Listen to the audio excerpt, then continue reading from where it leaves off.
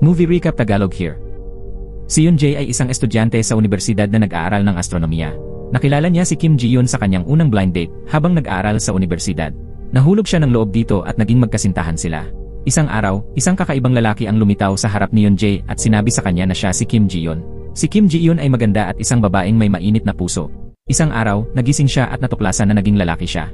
Nakilala niya ang kanyang kasintahang si Yoon-jae at ipinaliwanag ang kanyang sitwasyon sa kanya. Sinimulan niyang gamitin ang pangalang panlalaki na Kim Ji-yoon at natutunan kung paano mamuhay bilang isang lalaki mula sa kanyang kasintahan. Nagsisimula ang palabas sa isang gwapong lalaki na patuloy na tinatanggihan ng kanyang kasintahan sa loob ng ilang araw hanggang isang gabi, isang magandang lalaki ang lumitaw at nakilala siya. Ipinakita ng magandang lalaki ang kanyang ID card at student ID. Tinignan ng mabuti ng lalaki at nakita na ito ang impormasyon ng kanyang kasintahan. Akala niya ay napulot ng magandang lalaki ang mga dokumento, ngunit hindi inaasahan, tinanggal ng tao ang kanyang hood at may inosenteng mga mata, umamin, ikaw ang kasintahan ko. Ang kakaibang bagay na ito ay nangyari bago pa man lubos na umibig sina Yoon-jae at Ji-yoon. Pagkatapos ng interview, sumakit ang mga paa ni Ji-yoon dahil sa pagsuot ng matataas na takong. Agad na pinalitan ni Yoon-jae ang kanyang sapatos para sa kanya. Nang lagyan niya ng band-aid ang galo sa kanyang bukong-bukong, yumakap si Ji-yoon sa kanyang kasintahan, na sinasabing mahal niya ang cute na kasintahang ito. Nag-aral ng astronomiya si Yoon-jae, masigasig sa universe, at alam niya ang kaalaman sa astronomiya sa puso. Nagplano rin siya ng road trip kasama ang kanyang kasintahan, na gumuhit ng napakalaking itinerary board sa pamamagitan ng kamay. Dito, sinadya niyang mag-iwan ng blankong space pagkatapos ng alas 9 ng gabi, na sinasabing pipili sila ng mga bituin kasama ang kanyang kasintahan sa mahabang gabi. Sa wakas, nang makauwi si Ji-yoon, naghalikan silang dalawa ng masidhi sa pintuan, sa kabila ng patuloy na pagkaabala ng nakatatandang kapatid ni Ji-yoon. Ngunit para sa magkasintahan, bawat sandali ay matamis.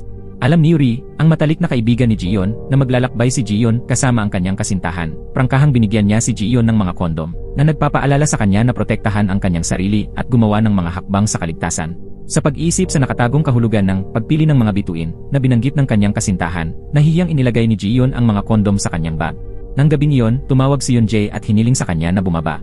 Nakita ni Ji-yoon ang kanyang kasintahan na nagmamaneho ng isang matingkad na pulang sports car. Nagulat si Ji-yoon. Ipinaliwanag ni Yoon-jae na hiniram niya ang kotse mula sa may-ari ng coffee shop kung saan siya nagtatrabaho. Nang gabing bago ang paglalakbay, patuloy silang naghalikan sa labas ng pintuan. Nang gabing iyon, naghanda si Yoon-jae ng kwintas na hugis bituin na balak niyang ibigay sa panahon ng paglalakbay. Si Ji-yoon ay nakahiga sa kama na may face mask na gustong makakuha ng magandang beauty sleep. Kinaumagahan sa almusal, patuloy na naglalagay ng karne sa plato ni Yoon-jae ang kanyang mga magulang at nakababatang kapatid na babae na nagpapaalala sa kanya na kumain ng maraming karne para magkaroon ng lakas. Mabilis na ipinaliwanag ni Yoon-jae, hindi ko kailangan ng lakas. Ang paglalakbay na ito ay ganap na inosente. Hindi ako nagbabalak na gumawa ng anumang intimate. Habang nagsasalita siya, aksidenteng nahulog at nabasag ang basong tasa sa mesa, na nagpadama kay Yoon-jae na ito ay isang masamang pangitain. Samantala, antok na nagising si Ji-yoon sa kama, pumasok sa banyo para tanggalin ang kanyang face mask. Pagtingin niya sa salamin, agad siyang natigilan. Sa salamin, mayroong isang imahe ng isang magandang lalaki. Sa sobrang gulat, mabilis na naghilamos si Ji-yoon na bumubulong sa kanyang sarili na panaginip lamang ito. Ngunit nang sampalin niya ang kanyang mukha, ang sakit ay napakatotoo na ikinagulat niya. Sa sandaling iyon, pumasok ang kanyang nakatatandang kapatid sa banyo. Mabilis na tinakpan ni Ji-yoon ang kanyang bibig at tumalikod. Sa una, napansin lamang ng kanyang kapatid na masikip ang pajama ni Ji-yoon na iniisip na tumaba ang kanyang kapatid. Ngunit sa masusing pagsisiyasat, natuklasan niya na ang mga paa ng kanyang kapatid ay hindi karaniwang malaki. Sa pagtingin sa kanyang pangangatawan, agad na nagpanik ang kanyang kapatid na iniisip na may isang pervert na pumasok sa bahay. Nang walang salita, binuksan niya ang shower at binuhusan ng tubig si Ji-yoon. Basang-basa si Ji-yoon at mabilis na sinubukang pakalmahin ang kanyang kapatid. Sa panahon ng pagpupumiglas, itinulak ni Ji-yoon ang kanyang basang buhok sa gilid na nagpapakita ng isang perpektong guwapong mukha. Bilang isang taong mahilig sa mga guwapong lalaki, agad na nabighani ang kanyang kapatid. Ipinaliwanag ni Ji-yoon na siya ang kanyang kapatid na hinihiling sa kanya na tumingin muli ng mabuti. Nang mapagtanto niya na hindi ito panaginip, agad na sinipa ng kanyang kapatid si Ji-yoon sa kanyang mga pribadong bahagi. Pagkatapos ay sumigaw at tumakbo palayo. Nang makita na hindi pa rin siya pinaniniwalaan ng kanyang kapatid, itinaas ni Ji-yoon ang kanyang pajama top upang ipakita ang isang tattoo ng pusa sa kanyang balikat. Isang tattoo.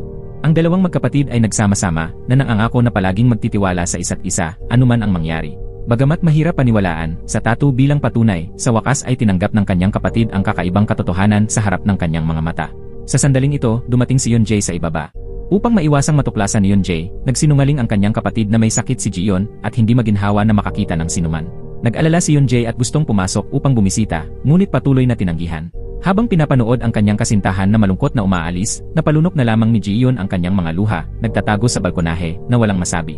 Pagkaalis ni Yunjae, binalot ni Jiyeon ang kanyang sarili sa isang kumot na binabasa ang mga mensahe ng kanyang kasintahan na kinabibilangan ng isang video ng isang meteor shower. Ito dapat ang araw na magkasama silang naglakbay, ngunit ngayon ay mapapanood na lamang niya ito sa isang screen. Umiiyak at nagpapagulong-gulong sa kama na nakatingin sa maleta na matagal nang nakaimpake, ngunit hindi madala. Mas lalong nasaktan si Jiyeon. Walang kamalay-malay si Yunjae.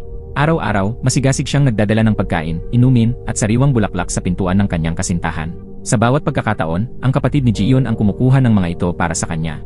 Nang makita ang katapatan ni Yunjae, pinaalalahanan ng kanyang kapatid si Jiyeon na sabihin sa kanya ang totoo o makipaghiwalay.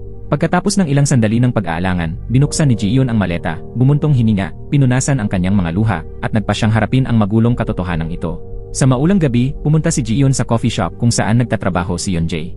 Tinipon niya ang lahat ng kanyang lakas ng loob, inilagay ang kanyang ID card at student ID sa mesa, at nagtapat na siya si Jiyeon. Para patunayan ang kanyang pagkakakilanlan, nagdala rin si Jiyeon ng mga litrato, kanyang pasaporte, kanyang savings passbook, at mga audio recording. Ipinaliwanag na bukod sa pagiging lalaki, ang lahat ay nanatiling pareho. Ngunit hindi pa rin ito pinaniwalaan ni Yunjae na iniisip na ito ay isang prank.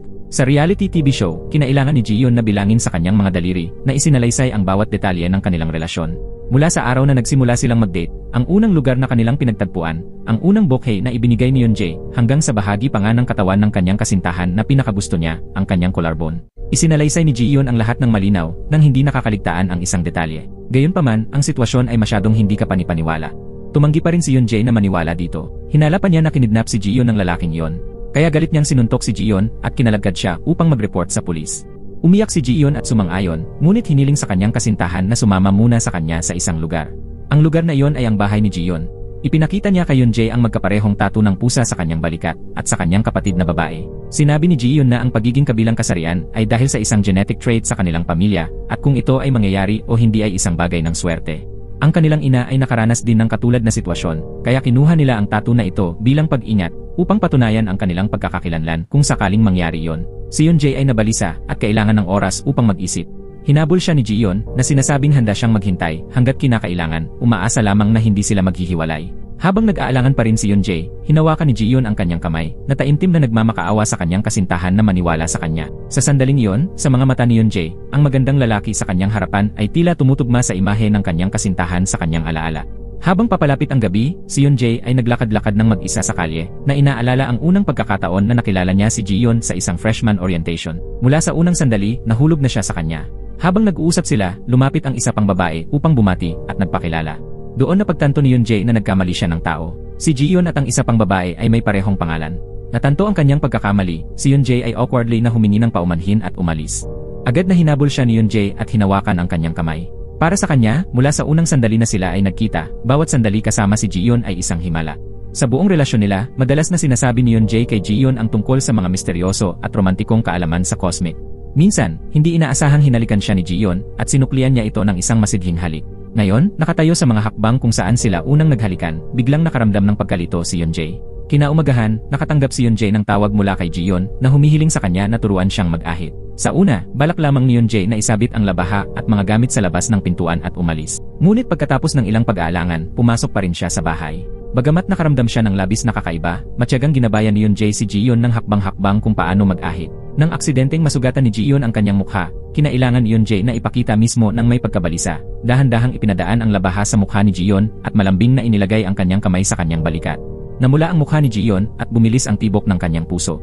Kahit na naging lalaki siya, ang kanyang damdamin para sa kanyang kasintahan ay hindi nagbago. Pagkatapos siyang tulungan mag-ahit, nakaramdam si Yunjae ng labis na pagkaasiwa at agad na nagbalak na umalis. Ngunit kumapit si Jiyeon sa kanyang braso na nakasimangot, "Huwag kang umalis."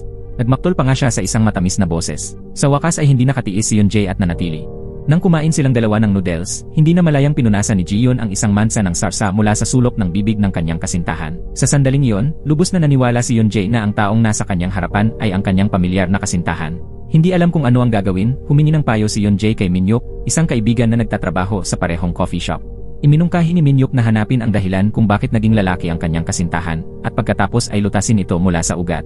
At ayon sa kaugalian, ang paraan upang basagin ang isang spell ay isang halik. Naaalala ang gabing bago ang paglalakbay, lihim na binigyan siya ng kanyang kasintahan ng isang malambot na candy, na sinasabing ang pagkain ng candy ay magpapadama sa kanya ng kapanatagan, at umaasa na mananatili siya sa kanyang tabi magpakailanman. Nagpa siya si Yunjae na sundin ang payo ni Minyuk. Nang gabing iyon, mabilis siyang tumakbo sa lugar ni Jiyeon, itinulak siya sa bintana, na nagbabalak na humalik upang basagin ang spell. Nakasimangot si Jiyeon, handa nang tanggapin ang halik ni Yeonjae. Ngunit hindi inaasahan, nag-alangan si Yeonjae sa loob ng mahabang panahon at hindi naglakas loob na kumilos. Sa sandaling iyon, lumabas ang kapatid ni Jiyeon upang itapon ang basura. Naabala ang dalawang nagtatago sa likod ng pintuan. Sinamantala rin ni Yeonjae ang pagkakataong ito upang takasan ang pagkaasiwa at umalis sa bahay. Pagkaalis ni Jiyeon, nakaramdam pa rin ng kabigatan si Yeonjae. Ang kasalukuyang hitsura ni Jiyeon ay malinaw na isang lalaki, at talagang hindi niya matanggap ang pagiging malapit sa pagitan ng dalawang taong may parehong kasarian. Samantala, nag-iisip din si Jiyeon ng paraan upang malutas ang problema. Ang pagbabago mula babae patungo sa lalaki ay dahil sa isang genetic trait sa kanyang pamilya. Minsan sinabi sa kanya ng kanyang ina na nagkaroon din siya ng panahon kung saan naging lalaki siya. Dahil doon, bumalik si Jiyeon sa hair salon na pinamamahalaan ng kanyang mga magulang na nagbabalak na humingi ng paglilinaw. Ngunit nahihiya siyang magsalita. Nagpadala ang publishing house ng magandang balita na nakapasa si Jiyeon sa interview round, ngunit siya ay parehong masaya at walang magawa. Nakapasa siya, ngunit hindi siya makakapunta sa trabaho. Sa sandaling ito, may lumapit na gustong i-recruit ang gwapong si Jiyeon upang maging isang idol. Mayroon ding ilang mga babaeng estudyante na nababaliw sa kanya. Gustong-gusto ng lahat ang gwapong mukhang ito. Sa pagtingin sa salamin, si Jiyeon ay parehong walang magawa at determinado na alagaan ang kanyang sarili. Bago bumalik sa pagiging isang babae, nagpasya siyang kailangan niyang alagaan ng mabuti ang kagandahang ito. Nang araw na yon, nakatanggap si Yeonjae ng mensahe mula kay Jiyeon, isang magandang selfie. Nang makita ang cute na nakasimangot na mukha ni Jiyeon sa litrato, iniugnay ito ni Yeonjae sa hindi nakuhang halik mula kahapon at nabaliw. Ngayon, dumating si Jiyeon sa cosmetic store. Nakaugalian niyang dumiretso sa women's cosmetics counter at masayang sinubukan ang isang bagong foundation. Balak niya sanang subukan ang isang bagong lipstick, ngunit pinigilan niya ang kanyang sarili nang makita niya ang kanyang mukha sa salamin. Sa sandaling iyon, nag-text ang kanyang matalik na kaibigan sa kanya at naalala ni Jiyeon na kaarawan ng kanyang kaibigan ngayon. Nagmadali siya sa bahay ng kanyang kaibigan na hindi inaasahang ginulat siya upang batiin siya ng maligayang kaarawan. Nang makita ang isang kakaibang gwapong lalaki sa kanyang harapan, agad na isinara ng kanyang kaibigan ang pinto. Dahil siya ay isang romance web novel author, agad na nahulog ang matalik na kaibigan ni Jiyeon sa kanyang imahinasyon. Na naghihinalang ang gwapong lalaki sa labas ng pinto ay isang rich kid na lihim na nagmamahal sa kanya sa loob ng mahabang panahon o isang obsessed fan ng kanyang trabaho. Pagkatapos mag-imagine ng lahat ng uri ng bagay, agad na nagpalit ng magandang damit ang kanyang kaibigang si Yuri at binuksan muli ang pinto. Prangkahang inamin ni Jiyeon ang kanyang pagkakakilanlan na nagpapakita ng isang secret code na silang dalawa lamang ang nakakaalam. Noong sila ay bata pa, gumawa ang dalawang babae ng sayaw ng magkasama. Ngayon, iginiling ni Jiyeon ang kanyang katawan at isinayaw ang pamilyar na routine sa harap ng kanyang matalik na kaibigan upang kumpirmahin. Hiniling ni Yuri kay Jiyeon na sagutin ang isang serye ng mga memory question. Sumunod si Jiyeon at bawat sagot ay ganap na tama. Doon naniwala si Yuri na ang gwapong lalaki sa kanyang harapan ay ang kanyang pinakamatalik na kaibigan. Pagkatapos ng trabaho, kinulit ni Minhyuk si Yeonjae na hinihingi na ilibre siya ng fruit tea. Hindi inaasahang nagbigay ng kondisyon si Yeonjae. Kung manlilibre siya, kailangang halikan siya ni Minhyuk. Sa mga mata ni Yeonjae, kung susubukan niyang halikan muna si Minhyuk, baka mas madaling malampasan ang psychological barrier. Habang natataranta pa rin si Minhyuk, inilapit ni Yeonjae ang kanyang mga labi. Ngunit sa pagkakita pa lamang sa mukha ni Minhyuk, hindi nagawa ni Yeonjae na halikan ang isang lalaki. Sa pagtingin sa mga lumang litrato at video ni Jiyeon, nakaramdam ng kalungkutan si Yeonjae. Sa sandaling iyon, tumawag si Jiyeon, ngunit hindi naglakas loob si Yeonjae na sagutin, natatakot na sa pakikinig pa lamang sa boses panlalaki ni Jiyeon ay hindi niya mapigilan ang kanyang sarili at hilingin na makipaghiwalay. Sa gabi, nag-text si Jiyeon ng good night. Pagkatapos ng maraming pag-aalangan, sa wakas ay sumagot si Yeonjae na nag-aayos na magkita bukas. Sa pagtanggap ng mensahe, umiyak si Jiyeon sa ilalim ng kumot. Nauunawaan niyang mabuti na malamang na magpapaalam na si Yeonjae. Gaya ng inaasahan, nang sumunod na araw, nagsalita ng prangka si Yeonjae. Ang maskulin na hitsura ni Jiyeon ay nagpadama sa kanya ng pagkalito, natatakot na hindi niya mapapanatili ang relasyon gaya ng dati. Nakita si Yeonjae na sasabihin na ang mga salitang, makipaghiwalay, mabilis na iminungkahi ni Jiyeon na bago siya bumalik sa pagiging isang babae, dapat silang pansamantalang maging magkaibigan. Sumang-ayon si Yeonjae sa panukala. Nang araw na yon, sa paanyaya ni Jiyeon, pumunta silang dalawa sa isang internet cafe upang maglaro ng mga laro. Magaling maglaro si Jiyeon na mabilis na ginamit ang laro upang tulay ang distansya sa pagitan nila. Pagkatapos ng isang laro, sa wakas ay hindi na nakaramdam ng pagkasuklam si Yeonjae kay Jiyeon. Binigyan ni Yeonjae si Jiyeon ng electric razor, isang regalo na espesyal niyang binili para kay Jiyeon. Niyakap ni Jiyeon ang regalo na parang isang kayamanan. Sa sandaling iyon, umuwi ang nakababatang kapatid na babae ni Yeonjae mula sa high school at nakita ang gwapong si Jiyeon. Mabilis na nagsinungaling si Yeonjae na kaibigan niya si Jiyeon. Agad na naakit ang kanyang kapatid sa gwapong kaibigan ng kanyang kapatid. Nang gabing iyon, pumasok ang babae sa silid ng kanyang kapatid na hinihiling na bigyan siya ng listahan ng 100 multiple choice na tanong tungkol kay Jiyeon. Sa una, hindi sumang-ayon si Yeonjae na sinasabing hindi kailanman magsasama ang kanyang kapatid at si Jiyeon. Ngunit mayroon siyang panakot gamit ang isang pribadong video sa computer ng kanyang kapatid upang pagbantaan siya na pinipilit si Yeonjae na sumuko. Ang questionnaire ng kanyang kapatid ay tungkol sa mga kagustuhan ni Yunjae, tulad ng paboritong mga awit, paboritong pagkain. Dahil hindi niya nakumpleto ang gawaing ibinigay ng kanyang kapatid, dinala ni Yunjae ang questionnaire kay Jiyeon. Masunuring isinulat ni Jiyeon ang mga sagot. May isang tanong sa listahan na pinaka nagtataka kay Yunjae. Kung bukas ang katapusan ng mundo, ano ang pinakagustong gawin ni Jiyeon? Hindi siya sigurado kung may parehong iniisip si Jiyeon sa kanya. Pagkatapos noon, ibinigay ni Yunjae ang nakumpletong questionnaire sa kanyang kapatid, habang pinaalalahanan din siya na may kasintahan si Jiyeon na labis niyang mahal, na pinapayuhan ang kanyang kapatid na sumuko. Bukod pa rito, ang ibinigay niya sa kanyang kapatid ay isang kopya lamang. Ang orihinal ay nasa kanyang kamay pa rin. At doon, nabasa niya ang sagot. Kung bukas ang katapusan ng mundo, gustong magtanim ni Jiyeon ng puno ng mansanas kasama siya. Binigyan ni Yuri si Jiyeon ng isang tumpok ng Boy Love Comics, na pinapayuhan siya na gamitin ang mga ito bilang reference material para sa kanyang love life kasama ang kanyang kasintahan, na maingat pa siyang ginagabayan kung paano magmahal bilang isang lalaki. Ang unang trick, maging seductive. Kasunod ng payo ng kanyang matalik na kaibigan, naligo si Jiyeon bago dumating si Yunjae, pagkatapos ay sinadya niyang naglakad sa harap niya sa isang seductive na paraan. Ngunit ganap itong hindi pinansin ni Yunjae, na pinaalalahanan lamang si Jiyeon na magsuot kaagad ng shirt upang hindi siya sipunin. Itinuro naman ng kanyang matalik na kaibigan ang pangalawang trick, kumilos na parang isang lalaki, mariin na gampanan ang mga mapanganib na gawain. Agad na kumilos si Jiyeon, na mariin na tumatadtad ng mga sangkap para sa kanyang kasintahan. Ngunit nasugatan niya ang kanyang sariling kamay, na nangangailangan kay Yunjae na bendaan ito. Ang susunod ay ang eyes trick. Habang kumakain, patuloy na kumikindat ng malandi si Jiyeon kay Yunjae. Ngunit si Yunjae, isang simpleng binata, ay nag-isip na may impeksyon sa mata si Jiyeon. Pagkatapos mabigo ang lahat ng mga trick para maakit ang lalaki, ginamit ni Jiyeon ang kanyang ultimate move, na nagmumungkahi na manatili si Yunjae, at binanggit pa na wala ang kanyang kapatid sa bahay ngayong gabi. Hindi inaasahan, sinalubong siya ng isang tuwirang pagtanggi. Labis na nadismaya si Jiyeon sa kanyang sariling pagganap. Ngunit sa katotohanan, ang kakaibang estilo ni Jiyeon ngayong gabi ay nagpasaya kay Yunjae. Nang sumunod na araw, hiniling ni Minhyuk kay Yunjae na sumama sa kanya sa isang pagtitipon. Ayaw pumunta ni Yunjae, kaya ibinaling ni Minhyuk ang kanyang atensyon sa gwapong si Jiyeon. Sa pagtanggap ng senyas mula sa mga labi ni Yunjae, agad na tumanggi si Jiyeon. Dahil walang ibang pagpipilian, lumapit muli si Minhyuk kay Yunjae, na tinutukso siya sa pagsasabing, sa mga babae sa pagtitipon, may isa na kamukha ni Han Jae-min, ang paboritong aktres ni Yunjae. Sa pagkaalam nito, agad na nakaramdam ng pagkabalisa si Jiyeon, at binago ang kanyang isip, na sumasang-ayon na pumunta sa pagtitipon kasama si Minhyuk. Sa pagharap sa sitwasyong iyon, si Yunjae ay tila kalmado sa panlabas na pagbabasa ng isang libro, ngunit nanginginig ang kanyang mga binti sa ilalim ng mesa.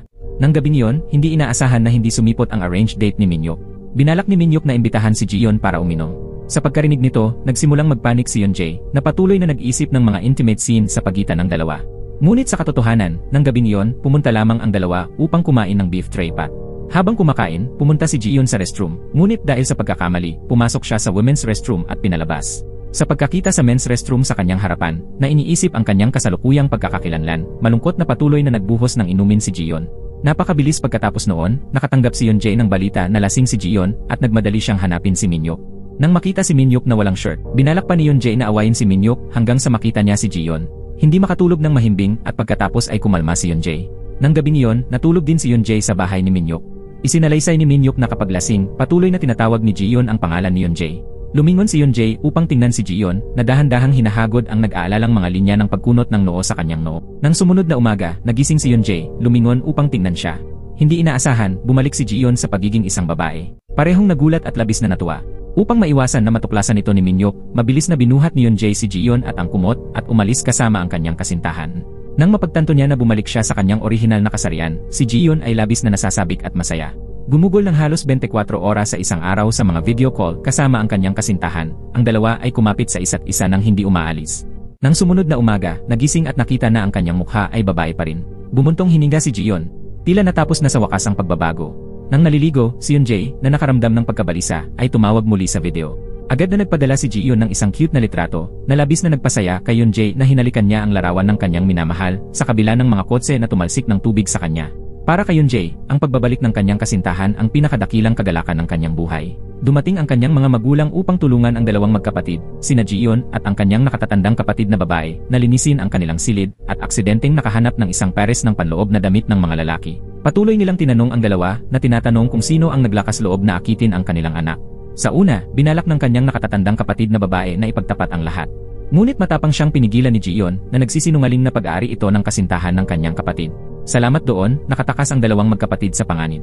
Pagkaalis ng kanyang mga magulang, tinanong ng kanyang nakatatandang kapatid na babae si Jiyeon kung bakit hindi niya sinabi ang totoo tungkol sa dating pagiging isang lalaki, kahit na bumalik na siya sa normal ngayon. Naalala ngayon ni Jiyeon ang nakaraan, na personal na nakita ang kanyang ina na umiyak tungkol dito. Ayaw ng kanyang ina na maranasan ng dalawang magkapatid ang isang bagay na katulad sa kanya. Upang pigilan ang kanyang ina na umiyak, pinili ni Jiyeon na panatilihin itong lihim dahil tapos na ito at hindi ito sulit na gawing mas malungkot ang kanyang mga magulang. Nang umagang yon, nakatanggap si Yoonjae ng mensahe sa almusal mula kay Jiyeon. Hahawiin na niya ang isang itlog, nag-aalala na sa pagkakataong ito ay makakatagpo siyang muli ng isang double yolk egg. Bago maging isang lalaki, nakakita rin si Jiyeon ng isang double yolk egg sa unang pagkakataon. Sa pag-iisip sa posibilidad na muling maging isang lalaki si Jiyeon dahil sa itlog na yon, labis na nagpanik si Yoonjae.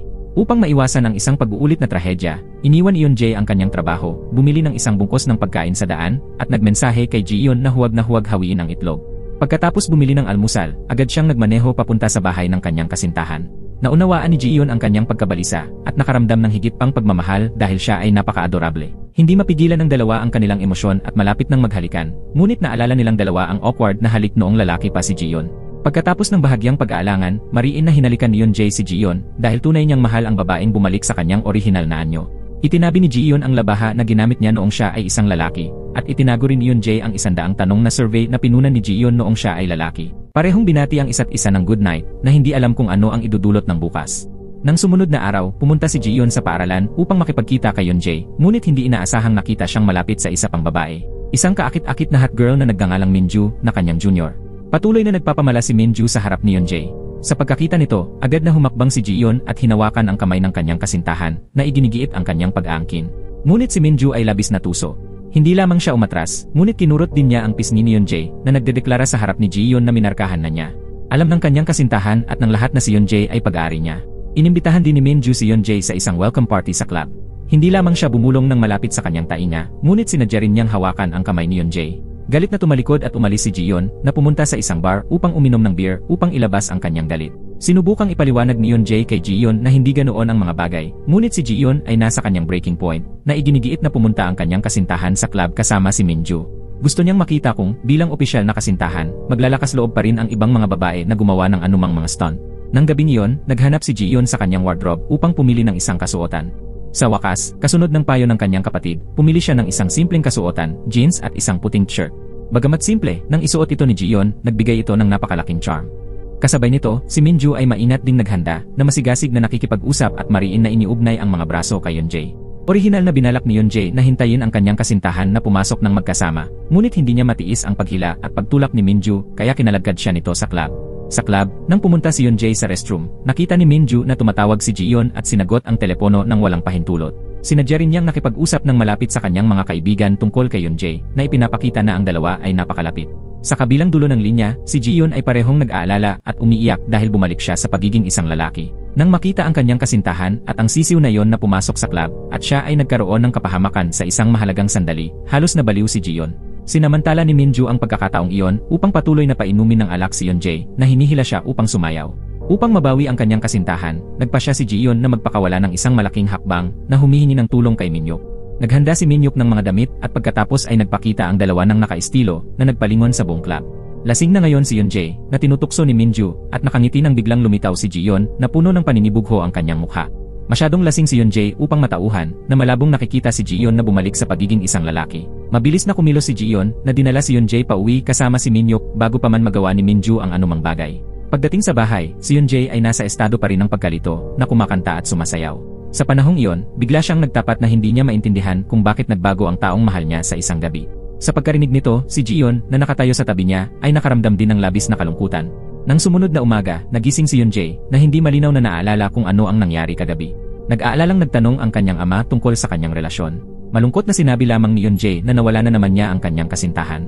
Binanggit din ng kanyang ama ang insidente kagabi na may isang lalaki na nagdala kay Yoonjae pauwi at tinulungan siyang magpalit at maligo. Sa pag-iisip na nakita ng isang lalaki ang kanyang katawan, nabaliw na naman si Yoonjae. Binigyan siya ng kanyang kapatid ng isang video niya na lasing kagabi. Salamat sa video na yon, naalala ni Yoonjae ang buong insidente. Nang siya ay lasing, bumulong siya na hindi maaaring magbago ang mga tao ng napakabilis. Bakit ang kanyang kasintahan? Minsan isang babae, minsan isang lalaki, na para bang pinaglalaruan niya ang kanyang mga emosyon. Hiling lamang niya na ang lahat ay isang panaginip.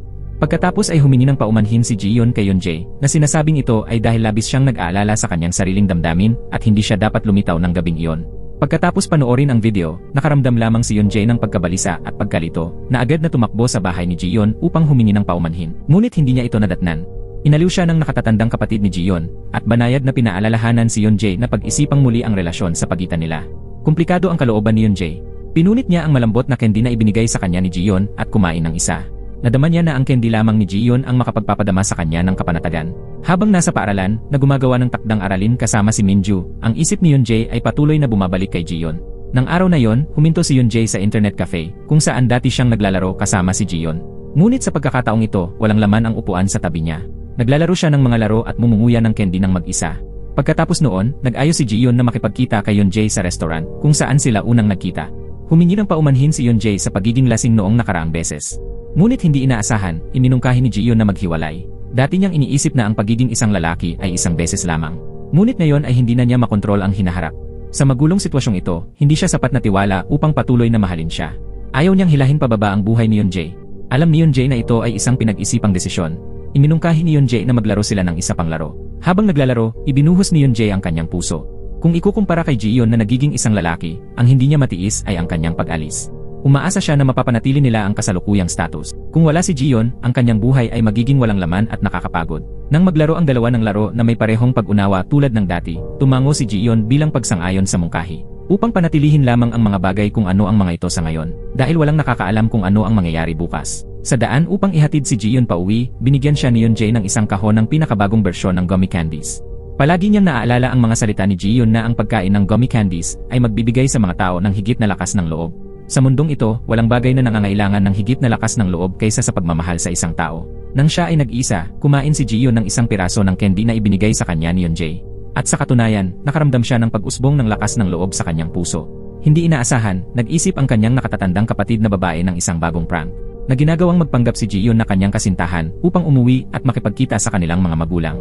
Gusto ni Jiyeon na umiyak ngunit hindi makaluha. Ngayon ito ay mahusay. Hindi lamang siya dapat maging kasintahan ng kanyang kapatid, kundi pati na rin ang magiging manugang ng kanyang mga magulang. Sa pagdating sa bahay, sinubukan ni Jiyeon na magpanggap na isang estranghero sa lahat ng bagay sa bahay. Sa kabilang banda, patuloy na binabanggit ng kanyang mga magulang ang kanilang nakababatang anak na babae na si Jiyeon sa panahon ng hapunan. At sinabi pa na ang kanilang magiging manugang ay ang bayaw ni Jiyeon. Sa pagkarinig sa mga salitang bayaw, hindi napigilan ni Jiyeon na iluwa ang lahat ng kanyang kanin. Pagkatapos ng pagkain, ipinahiwatig ng kanyang nakatatandang kapatid na babae na dapat ipagtapat ni Jiyeon ang lahat sa kanilang mga magulang. Ngunit hindi niya alam kung saan magsisimula. Sa sandaling iyon, umaakyat ang kanyang ina upang kumuha ng isang tasa at halos mahulog. Sa kritikal na sandaling iyon, agad na sumugod si Jiyeon upang suportahan ang kanyang ina. Sa pagpapanik, nasabi niya sa kanyang boses pambabae na pinapagalitan ang kanyang ina sa paglalagay ng tasa ng masyadong mataas at ang kanyang ama sa hindi pagpapalit ng lumang upuan. At sa gayon, natuklasan ng kanyang mga magulang ang sikreto ni Jiyeon ng pagiging isang lalaki. Gayunpaman, pagkatapos ng maikling sandali ng pagkaasiwa, malumanay na nagsalita ang kanyang ina kay Jiyeon na nag-aalala na masasaktan ang kanyang anak. Inaliw din siya ng kanyang ama na sinasabing, sa totoo lang, bukod sa kanilang dalawang anak na babae, palagi siyang umaasa para sa isang anak na lalaki. Sa pag-aliw at paghikayat ng kanyang mga magulang, ang kawalan ng kapanatagan sa puso ni Jiyeon ay ganap na nawala. Nang gabi niyon, tinawagan ni Jiyeon si Yeonjae. Sa sandaling ito, si Yeonjae ay nasa paaralan na naghahanda para sa isang paparating na presentasyon. Si Jiyeon ay parehong humahanga at nagnanais na makapunta siya sa paaralan tulad ni Yeonjae. Ginamit ni Yeonjae ang kanyang sariling paraan upang hikayatin si Jiyeon na sinasabing tuwing nakakaramdam siya ng pagod, iisipin niya siya at umaasa rin na maaari siyang maging tanging pagpipilian ni Jiyeon tuwing nakakaramdam siya ng pagod. Ngumiti ng mahina si Jiyeon na gustong ibahagi ang tungkol sa magandang sikat ng buwan ngayong gabi. Ngunit sa kabilang dulo, hinila si Yeonjae ng kanyang nakababatang kapatid na babae mula sa high school na ikinulong siya sa ibaba. Nang sumunod na umaga, naghanda sina Yeonjae at Minhyuk na pumunta sa bahay ni Jiyeon. Agad na pinaalalahanan ng matalik na kaibigan ni Jiyeon na mabilis niyang itabi ang lahat ng kanyang mga gamit na may pambabaeng mga haplos. Bago dumating ang dalawang lalaki, agad na naglinis si Jiyeon, itinago ang lahat ng mga cute na litrato na kinunan kasama si Yeonjae, itinabi ang lahat ng mga pambabaeng item sa bahay, na pinapalitan ang mga ito ng mga panlalaking item tulad ng mga magazine ng mga lalaki. Sinadya pa niyang ilagay ang isang pares ng panloob na damit ng mga lalaki sa sofa. Pagkalipas ng ilang sandali, dumating sina Yeonjae at Minhyuk. Nang makita niyang niyakap ni Minhyuk si Jiyeon, agad na ipinakita ni Yeonjae ang kanyang paninibugho sa pamamagitan ng pagtulak kay Minhyuk. Dahan-dahan din niyang tinanggal ang maliit na hair clip mula sa ulo ni Jiyeon. Sa pagkakita sa kanilang mga litrato na nakadikit pa rin sa refrigerator, mabilis na ibinaba ni Yunjae ang mga ito at itinago. Nang makita niya ang mga pabalat ng mga magazine, napawang mga lalaking may maskulado, nakaramdam si Yunjae ng isa pang alon ng paninibugho. Gayunpaman, si Ji-yeon ay nagsuot pa rin ng apron tulad ng dati, na tahimik na nagluluto para sa mga bisita.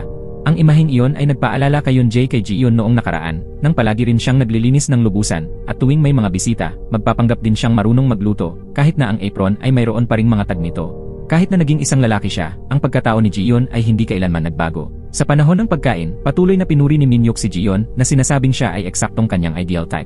Sa pagkarinig nito, agad na sumagot si Yunjae na pinaalalahanan si Min-hyuk na panatilihin ang kanyang distansya.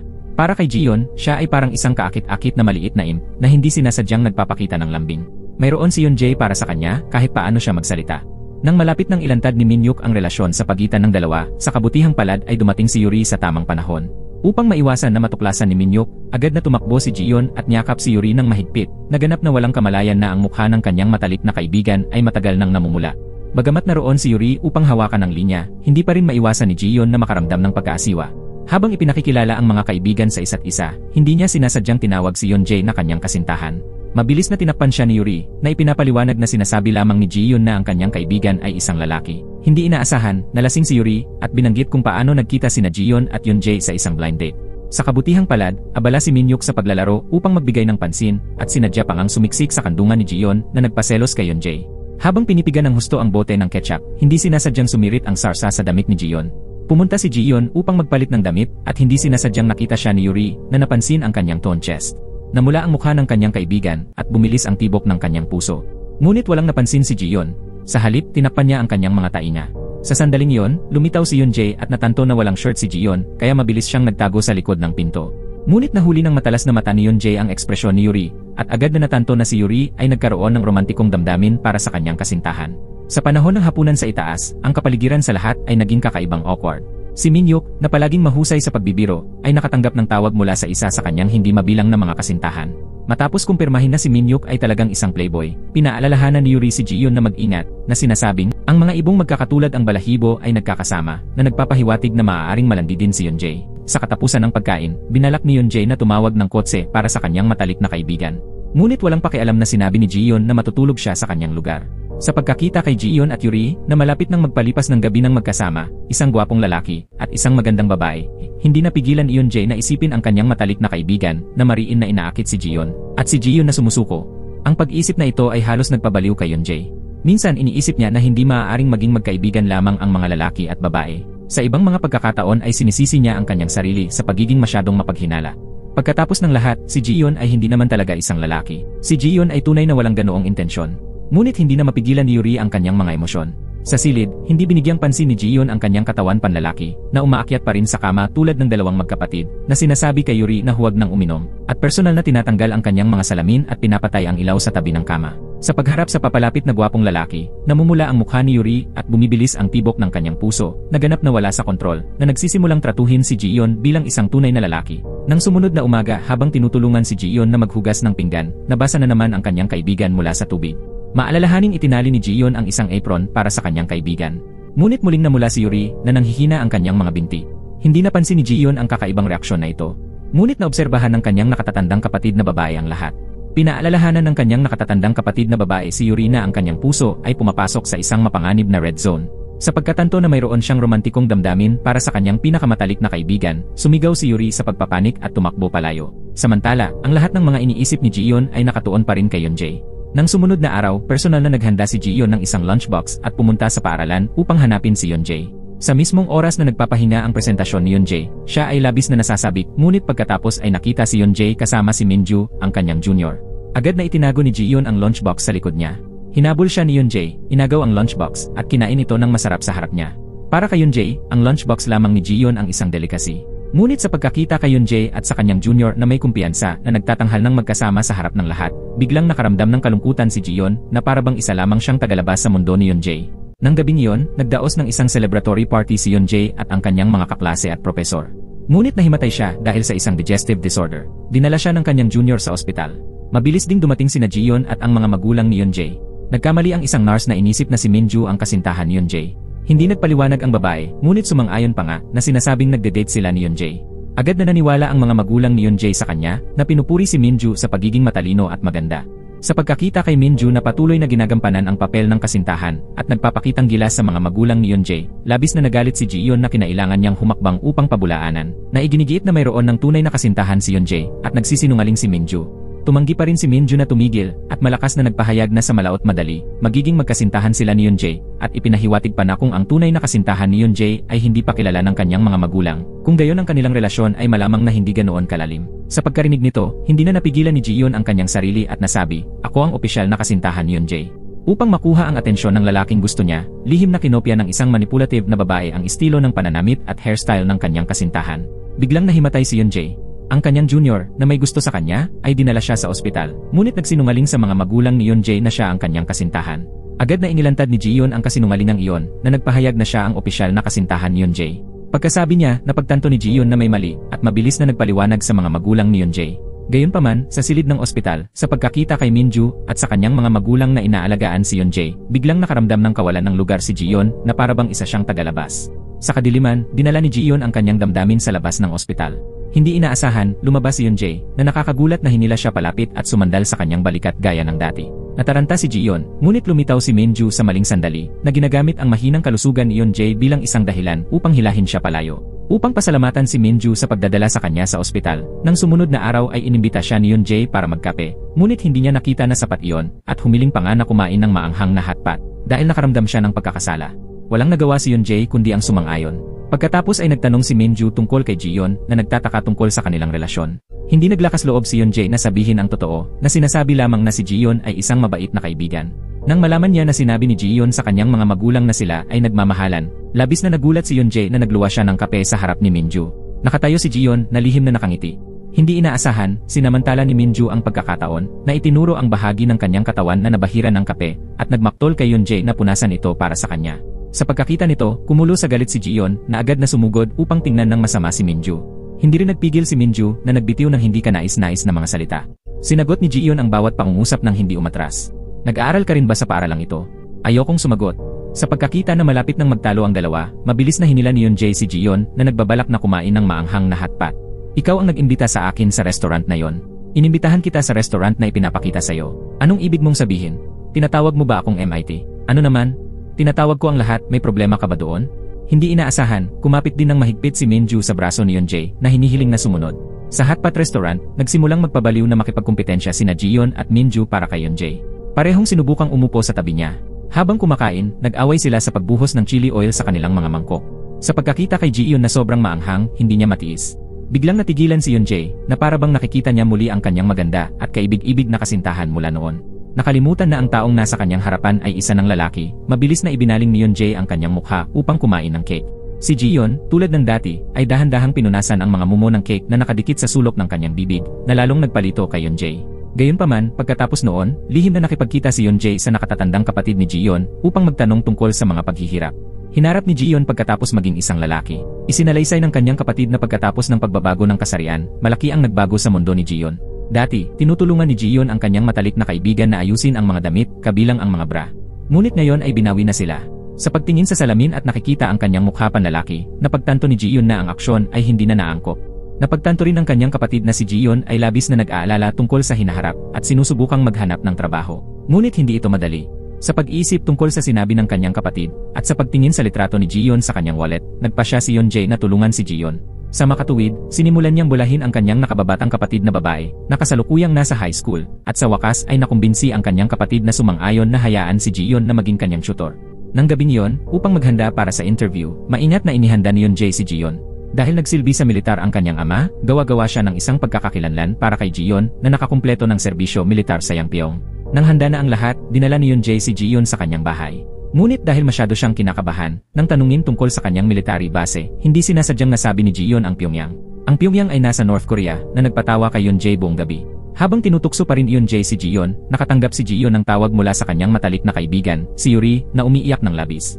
Mabilis na kinaladkad ni Ji-yeon si Yoonjae sa restaurant, kung saan lasing ang kanyang kaibigan at isinalaysay ang nangyari ng araw na yon. Lumabas na ngayon, isang kasamahan, si Miss Mina, na isa ring web novel author, ay nagpakilala sa kanya sa isang blind date. Nang makita niya ang tao, halos mamatay si Yuri sa pagkabigla. Ang kabilang partido ay isang lalaking nasa edad na may oily na mukha, na kumain ng matakaw, at nagsusuot pa ng peluka. Maaari lamang umiyak si Yuri ng walang luha. Hindi ito ang unang pagkakataon na ipinakilala siya sa mga kakilakilabot na date. Bagamat siya ay single mula pagkabata, hindi ito sa puntong mamaliitin siya ng mga tao ng ganoon. Gustong aliwin ni Jiyeon ang kanyang kaibigan. Sa sandaling ito, nag-text si Miss Mina na nagpapanggap na nag-aalala tungkol sa kinalabasan ng date. Ngunit talagang nagpaparinig na pinapayuhan si Yuri na huwag maging masyadong mapili, at pagkatapos ay inimbitahan siya sa kanyang birthday party na sinasabing naroroon din ang kabilang tao. Sa pagkakita sa screen na puno ng provokasyon, hindi napigilan ni Jiyeon na magalit sa ngalan ng kanyang kaibigan. Mula ng gabing iyon, dinala niya ang lasing na si Yuri pauwi tulad ng dati. Pinulungan niya ang kanyang kaibigan na magtanggal ng kanyang sapatos, tanggalin ang kanyang mga salamin, at binalak na tulungan siyang magtanggal ng kanyang mga damit. Ngunit tumigil nang maisip niya ang kanyang kasalukuyang pagkakakilanlan panlalaki. Kasabay nito, nababahala rin si Yeonjae sa kanyang pag-uwi. Sinabi ng lasing na si Yuri na gusto niyang makipag-date kay Jiyeon kahit ano pa si Jiyeon. Ngunit tinanggihan ni Jiyeon ang damdaming iyon. Naghihintay pa rin siya para sa araw na maaari siyang bumalik sa pagiging isang babae at maging kasintahan ni Yeonjae tulad ng dati. Nang gabing iyon, sa pag-isip sa pag-uusap sa pagitan ni Jiyeon at ng kanyang kaibigan, ang puso ni Yeonjae ay hindi mapakali at nalilito. Nang sumunod na umaga, nagising si Yuri ng mahimasmasan na nakakaramdam ng kaunting pagkaasiwa tungkol sa sinabi niya kagabi. Sa kabutihang palad, nagising ng maaga si Jiyeon at nagluto ng fried rice. Habang kumakain, pinag-usapan ng dalawa ang kanilang mga lumang pangarap. Tulad ng kanyang kaibigan, si Jiyeon ay dating isang babaeng mahilig sa panitikan na nangangarap na maging isang manunulat. Ngunit sa kasamaang palad, hindi siya nanalo ng anumang parangal sa mga kompetisyon. Sa kabaligtaran, si Yuri ay walang mga inaasahan ngunit sumikat ng maliwanag at nagsimula sa landas ng pagsusulat. Ngayon, sinabi ni Yuri kay Jiyeon na madalas na nag-iwan ng mga komento ang isang tagahanga sa ilalim ng kanyang mga kwento, at aasa siya sa mga opinyon ng taong iyon upang baguhin ang kanyang mga kwento. Sa katunayan, alam na alam ni Yuri na ang taong iyon ay si Jiyeon na palaging lihim na sumusuporta sa kanya. Naniniwala si Yuri na may talento si Jiyeon sa pagsusulat. Nang gabing iyon, hindi sinasadyang natuklasan ni Jiyeon ang isang notebook sa kanyang bag na naglalaman ng lahat ng kanyang mga komento sa mga kwento ni Yuri. Maingat na pinutol at idinikit na iningatan sa paglipas ng mga taon. Hindi lamang ito isang pasasalamat, kundi pati na rin ang paraan ni Yuri ng pagganyak sa kanyang matalik na kaibigan na patuloy na ituloy ang kanyang pangarap.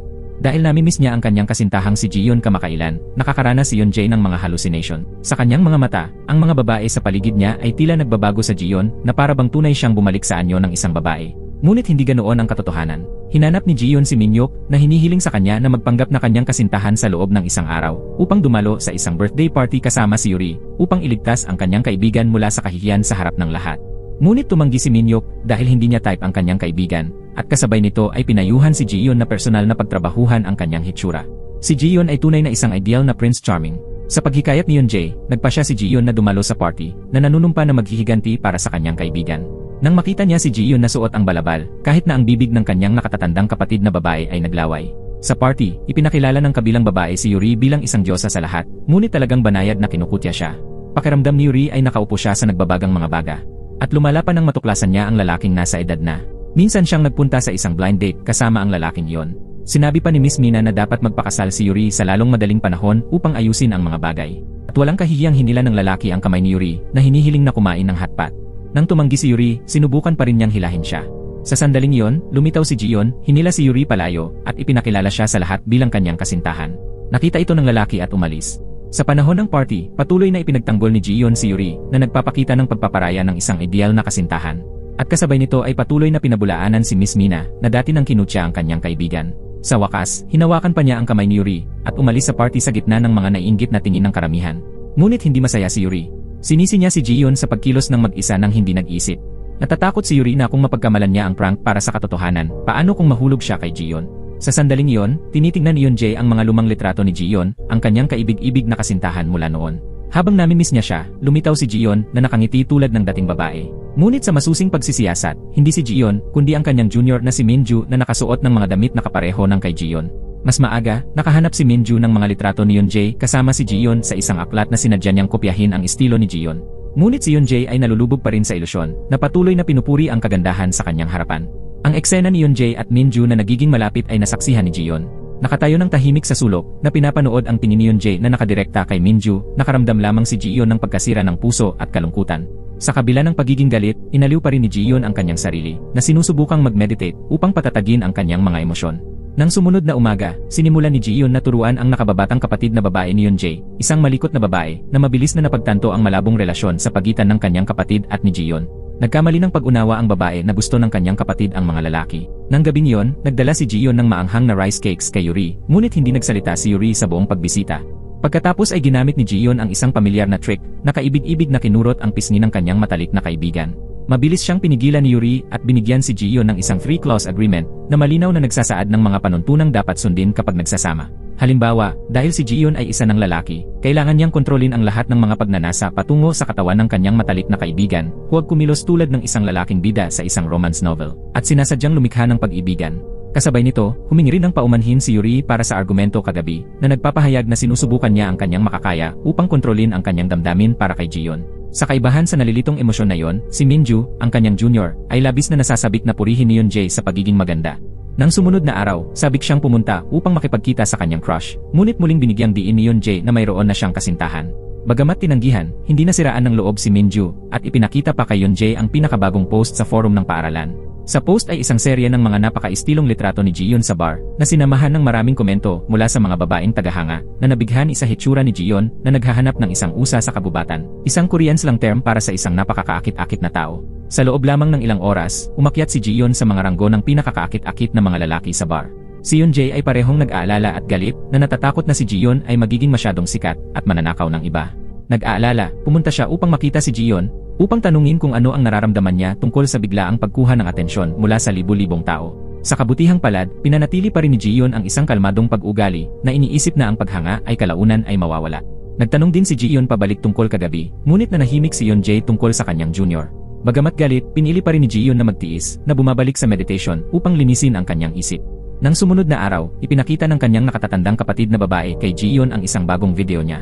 Doon, sinuri ng isang seryosong vlogger ang mahiwagang pagkakakilanlan ng gwapong si Ji-yeon na may iba't ibang mga teorya mula sa anak ng isang mayaman hanggang sa isang trainee na malapit ng magdebu. Biglang naging labis na sikat si Ji-yeon, ang pagpapakita lamang sa publiko ay nangangahulugan ng lihim na kinukunan ng litrato. At kahit na ang mga nagproklamang vlogger ay tumawag upang abalahin siya na nagpapagod kay Ji-yeon.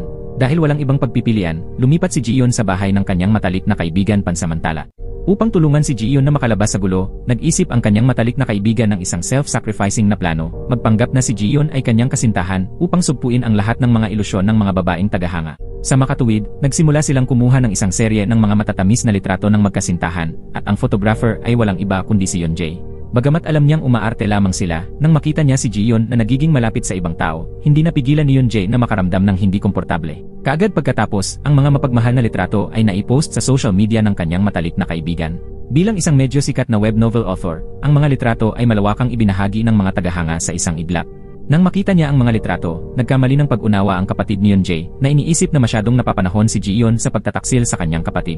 Galit na ipinaliwanag ni Ji-yeon na ang pag-post ng mga litratong iyon ay may isa pang layunin upang ilihis ang atensyon ng publiko mula sa relasyon sa pagitan niya at ni Yeon-jae, dahil ang kanilang relasyon ay hindi maaaring matuklasan ng mga tagalabas. Pagkatapos marinig ito, sumaya muli ang kanyang kapatid.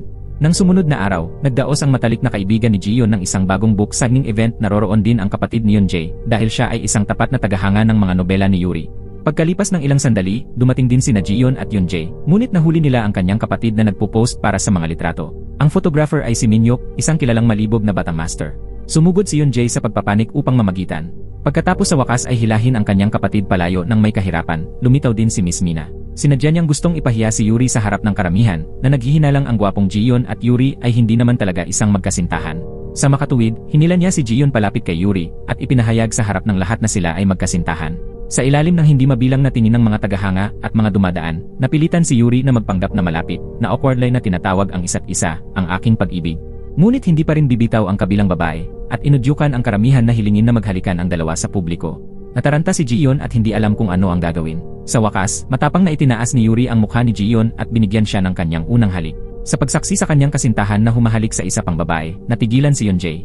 Sa katapusan ng book signing, uminom ng alak si Yuri upang lunurin ang kanyang mga kalungkutan, na nagtataka kung dapat niyang samantalahin ang pagkakataong ito upang angkinin si Ji-yeon.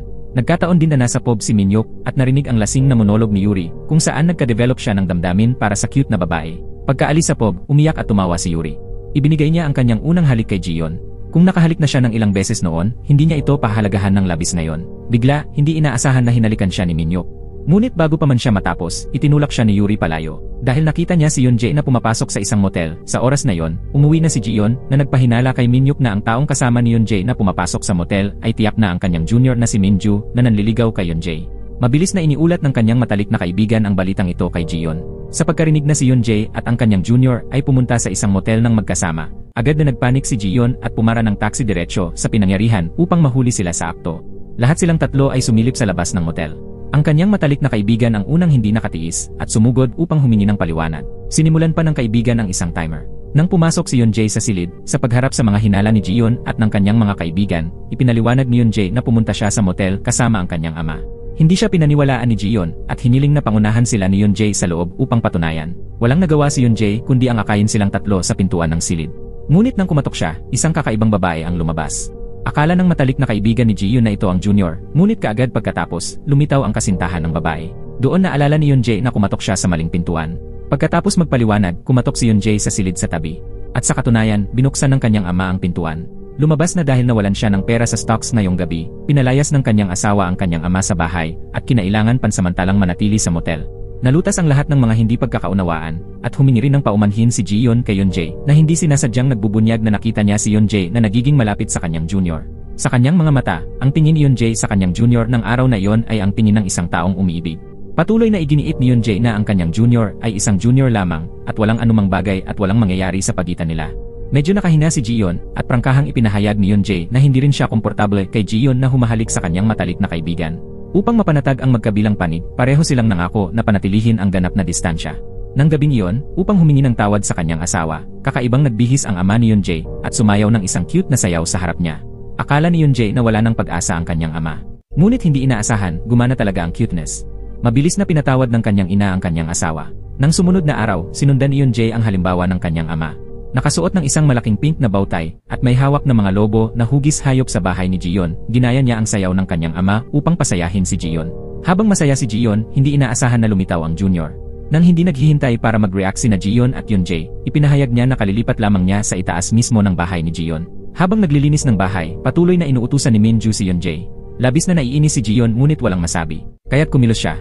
Mula sa pagdadala ng mga mesa at upuan hanggang sa pagpupunas ng mga kabinet. Tinulungan niya si Minju na linisin ang isa't isa na natatakot na samantalahin ng kanyang junior ang pagkakataon na mapalapit kay Yunjae. Hindi alam ni Jiyeon at Yunjae kung paano buuin ang mga upuan. Sa huli, nakumpleto ito ni Yunjae at Minju ng magkasama. Sa pagkakita sa kanyang kasintahan at sa kanyang junior na nagtutulungan ng maayos, labis na nagalit si Jiyeon na nakakita siya ng mga bituin na gumagamit ng mga pako sa sahig upang baybayin ang isang banta kay Yunjae. Na sinasabing kung maglalakas loob siyang makipag-ugnayan muli kay Minju, hindi siya magiging magalang. Gayunpaman, walang pag-aalinlangan si Minju. Ginamit niya ang dahilan ng pagiging mainit upang hubarin ang kanyang jacket sa harap ni Yunjae. Sinuklay ang kanyang buhok pabalik na nagpapakita ng kumikinang na pawis sa kanyang dibdib sa ilalim ng kanyang manipis na shirt. Ang eksena sa kanyang harapan ay masyadong seductive at si Yunjae, isang tuwid na lalaki, ay talagang hindi mapigilan ang kanyang sarili. Nakatitig sa kanyang junior hanggang sa sinamaan siya ng tingin ni Jiyeon. Pagkatapos maglinis, nag-order si Minju ng 3 bahagi ng takeout food, ngunit walang mga chopsticks. At wala ring anumang sa bahay ng kanyang junior. Pagkatapos ay bumalik si Jiyeon sa kanyang bahay upang kumuha ng ilan. Doon napagtanto ni Minju na ang lugar na nilipatan niya ay katabi mismo ng bahay ni Jiyeon. Pagkatapos ng tanghalian, hindi sinasadyang natuklasan ni Jiyeon ang isang litrato ng magkasintahan sa kanyang sarili at kay Yunjae sa maleta ng kanyang junior. Ipinaliwanag ni Minju na ito ang litratong naiwan ni Yunjae sa maanghang na hotpot restaurant noong isang araw. Nagkomento rin siya sa babae sa litrato na sinasabing isa lamang itong larawan at sa totoong buhay, mukha siyang napaka-ordinaryo, hindi maganda tulad ng sa litrato. Sa pagkakita kay Jiyeon na nagagalit, agad siyang inaliw ni Yunjae na iginigiit na ang kanyang aesthetic taste ang pinakamahusay. Sa kanyang pag-alis, sa pagtingin kay Jiyeon at Minju, 2 karibal na nakatira sa tabi ng isa't isa. Maaari lamang kumaway si Yunjae nang walang magawa na tumitingin pabalik sa kanyang dating estilo ng pananamit at pagkatapos ay naalala ang halos magkaparehong kasuotan. Isinuot ni Minju noong isang araw, biglang napagtanto ni Jiyeon na ginagaya siya ng kanyang junior na may layuning akitin si Yunjae. Nang gabing iyon, nakita ni Yunjae ang kanyang ama na naglilinis pa rin ng sala. Lumabas na nawalan ng pera ang kanyang ama sa stocks, at ginagawa niya ito ngayon upang palugdan ang kanyang ina. Ginamit ng kanyang ama ang kanyang sariling karanasan upang turuan ang kanyang anak na kapag mas gusto mo ang isang babae, mas mahirap siyang masakop, ngunit dahil gusto mo siya, hindi mo siya maiiwasan. Anuman ang mga paghihirap na iyong kinakaharap, dapat mong harapin ang mga ito. Medyo nalungkot si Yunjae sa pagkarinig nito. Gusto rin niyang harapin ang mga bagay ng direkta, ngunit ang taong gusto niyang harapin ay si Jiyeon. Sa pagtingin sa matatamis na litrato nila mula noon, lumubog si Yunjae sa mga alaala. Talagang gusto niya at namimiss si Jiyeon sa mga litrato. Tila lumipad si Ji-yeon sa isang malayong sulok ng universe. Sa sandaling iyon, biglang naalala ni Yoon-jae ang sinabi ni Ji-yeon. Kahit na wala na si Yoon-jae, kahit na magbago ang lahat, magugustuhan pa rin niya siya ng labis. Ngayon, sina Ji-yeon at ang kanyang junior, si Minju, dalawang karibal, ay naging mga kapitbahay na ngayon sa parehong lugar. Hindi pa rin alam ni Minju ang tunay na pagkakakilanlan ni Ji-yeon na masayang tinatawag siya. Kuya, pinuri ni Minju si Ji-yeon sa pagiging katulad ni Yoon-jae. Isang mabait at kaibig-ibig na estudyanteng lalaki, ngunit hindi kasing clueless ni Yoon-jae. Siyempre, sa mga mata ni Minju, si Yoon-jae pa rin ang pinaka-cute na lalaki sa universe. Nang araw na yon, nakipag-ugnayan kay Minju ang isang estudyanteng lalaki mula sa parehong paaralan na nagsisinungaling na gusto niyang mag-organisa ng isang pagtitipon ng grupo at nang dumating siya sa lugar ng pulong, nakita ni Minju na ang estudyanteng lalaki lamang ang naroroon sa buong grupo. Sa ilalim ng pagtatanong ni Minju, inamin ng estudyanteng lalaki na kaarawan niya ngayon at umaasa na makakakain si Minju kasama niya. Alam na ni Minju na gusto siya ng estudyanteng lalaki, ngunit wala siyang damdamin para sa kanya. Basta-basta siyang bumili ng isang sombrero sa tindahan na ibinigay bilang isang regalo sa kaarawan at hindi nakalimutang ipahiwatig na para sa kanya kung ito ay isang taong gusto niya, kahit na ang mga pagkakataong magkasama ay napakaliit. Iisipin pa rin niya ito ng maraming beses at maingat na pipili ng isang regalo. Umaasa si Minju na hindi gagawa ang estudyanteng lalaki ng anumang bagay na lampas sa linya sa hinaharap. Pagkatapos ay walang ipinakitang senyales ng pagsuko ang estudyanteng lalaki na nanunumpa na itutuloy niya si Minju hanggang sa huli. Nagsanay si Ji-yeon ng yoga at meditation kasama ang kanyang ina. Dati, nang maging isang lalaki ang kanyang ina, sa pamamagitan din ng pamamaraang ito niya nalampasan ang panahong iyon ng kalungkutan. Nakaramdam ng pagkakasala ang kanyang ina kay Ji-yeon na sinisisi ang kanyang sarili sa pagpapasa ng kanyang problema sa kanyang anak na babae. Hindi sinisi ni Ji-yeon ang kanyang ina. Unti-unti na siyang umaangkop sa katawan na ito at sinusubukan din niya ang kanyang makakaya upang bumalik sa kung paano siya dati. Sa hapon, pumunta si Ji-yeon sa isang bookstore upang maghanap ng mga libro tungkol sa pagsusulat. Hindi sinasadya na nakilala niya ang publisher na nag-interview sa kanya noon at ipinakilala siya ng publisher sa isang libro tungkol sa pagsusulat. Nakatayo sa harap ng taong labis niyang hinahangaan na antig si Ji-yeon. Nakita rin ng publisher na pamilyar si Ji-yeon, ngunit hindi naalala na ito ang babaeng dumating para sa isang interview. Ipinakilala lamang niya siya sa isang web novel writing competition na inorganisa ng publishing house at pinayuhan siyang magsumite ng isang entry bilang isang pagsubok. Nakatanggap si Ji-yeon ng tawag mula kay Minju. Nagtatrabaho siya ng part-time sa isang historical performance venue. Ngunit wala ang lalaking bida na dapat sana ay gumanap bilang kanyang asawa, kaya tinawagan niya si Ji-yeon upang punan. Upang kumita ng pera, agad na sumang-ayon si Ji-yeon. Sa entablado, nakipagtulungan siya kay Minju upang gumanap bilang isang lovesick na batang master. Ngunit nagtataka pa rin si Ji-yeon kung bakit hindi tinawagan ni Minju si Yoon-jae, ngunit tinawagan siya sa halip.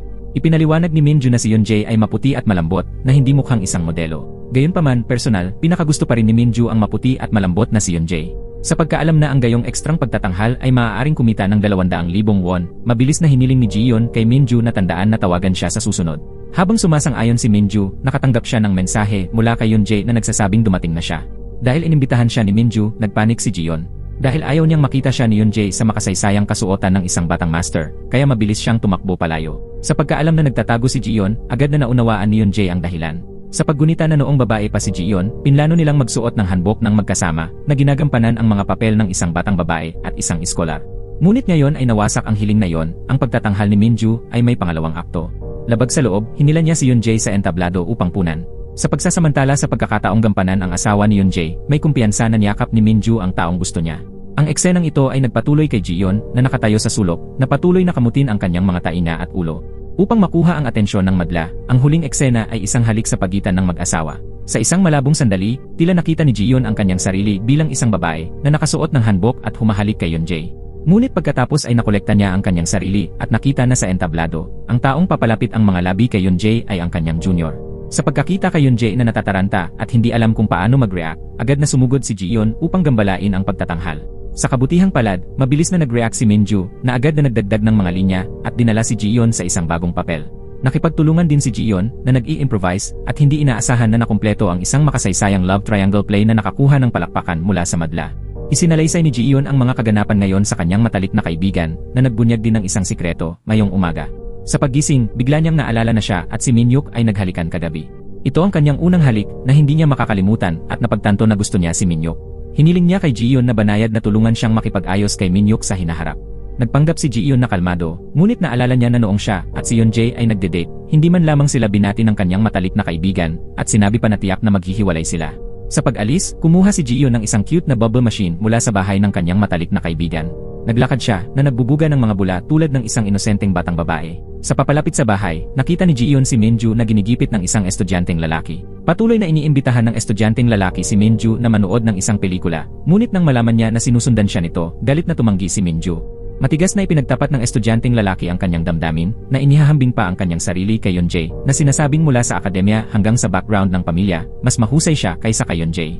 Maski namumuhian ni Minju ang ganitong uri ng batang lalaki, na pinapayuhan siyang alam kung kailan titigil. Ayaw sumuko, sumugod ang estudyanteng lalaki at hinawakan si Minju na malapit ng sumigaw.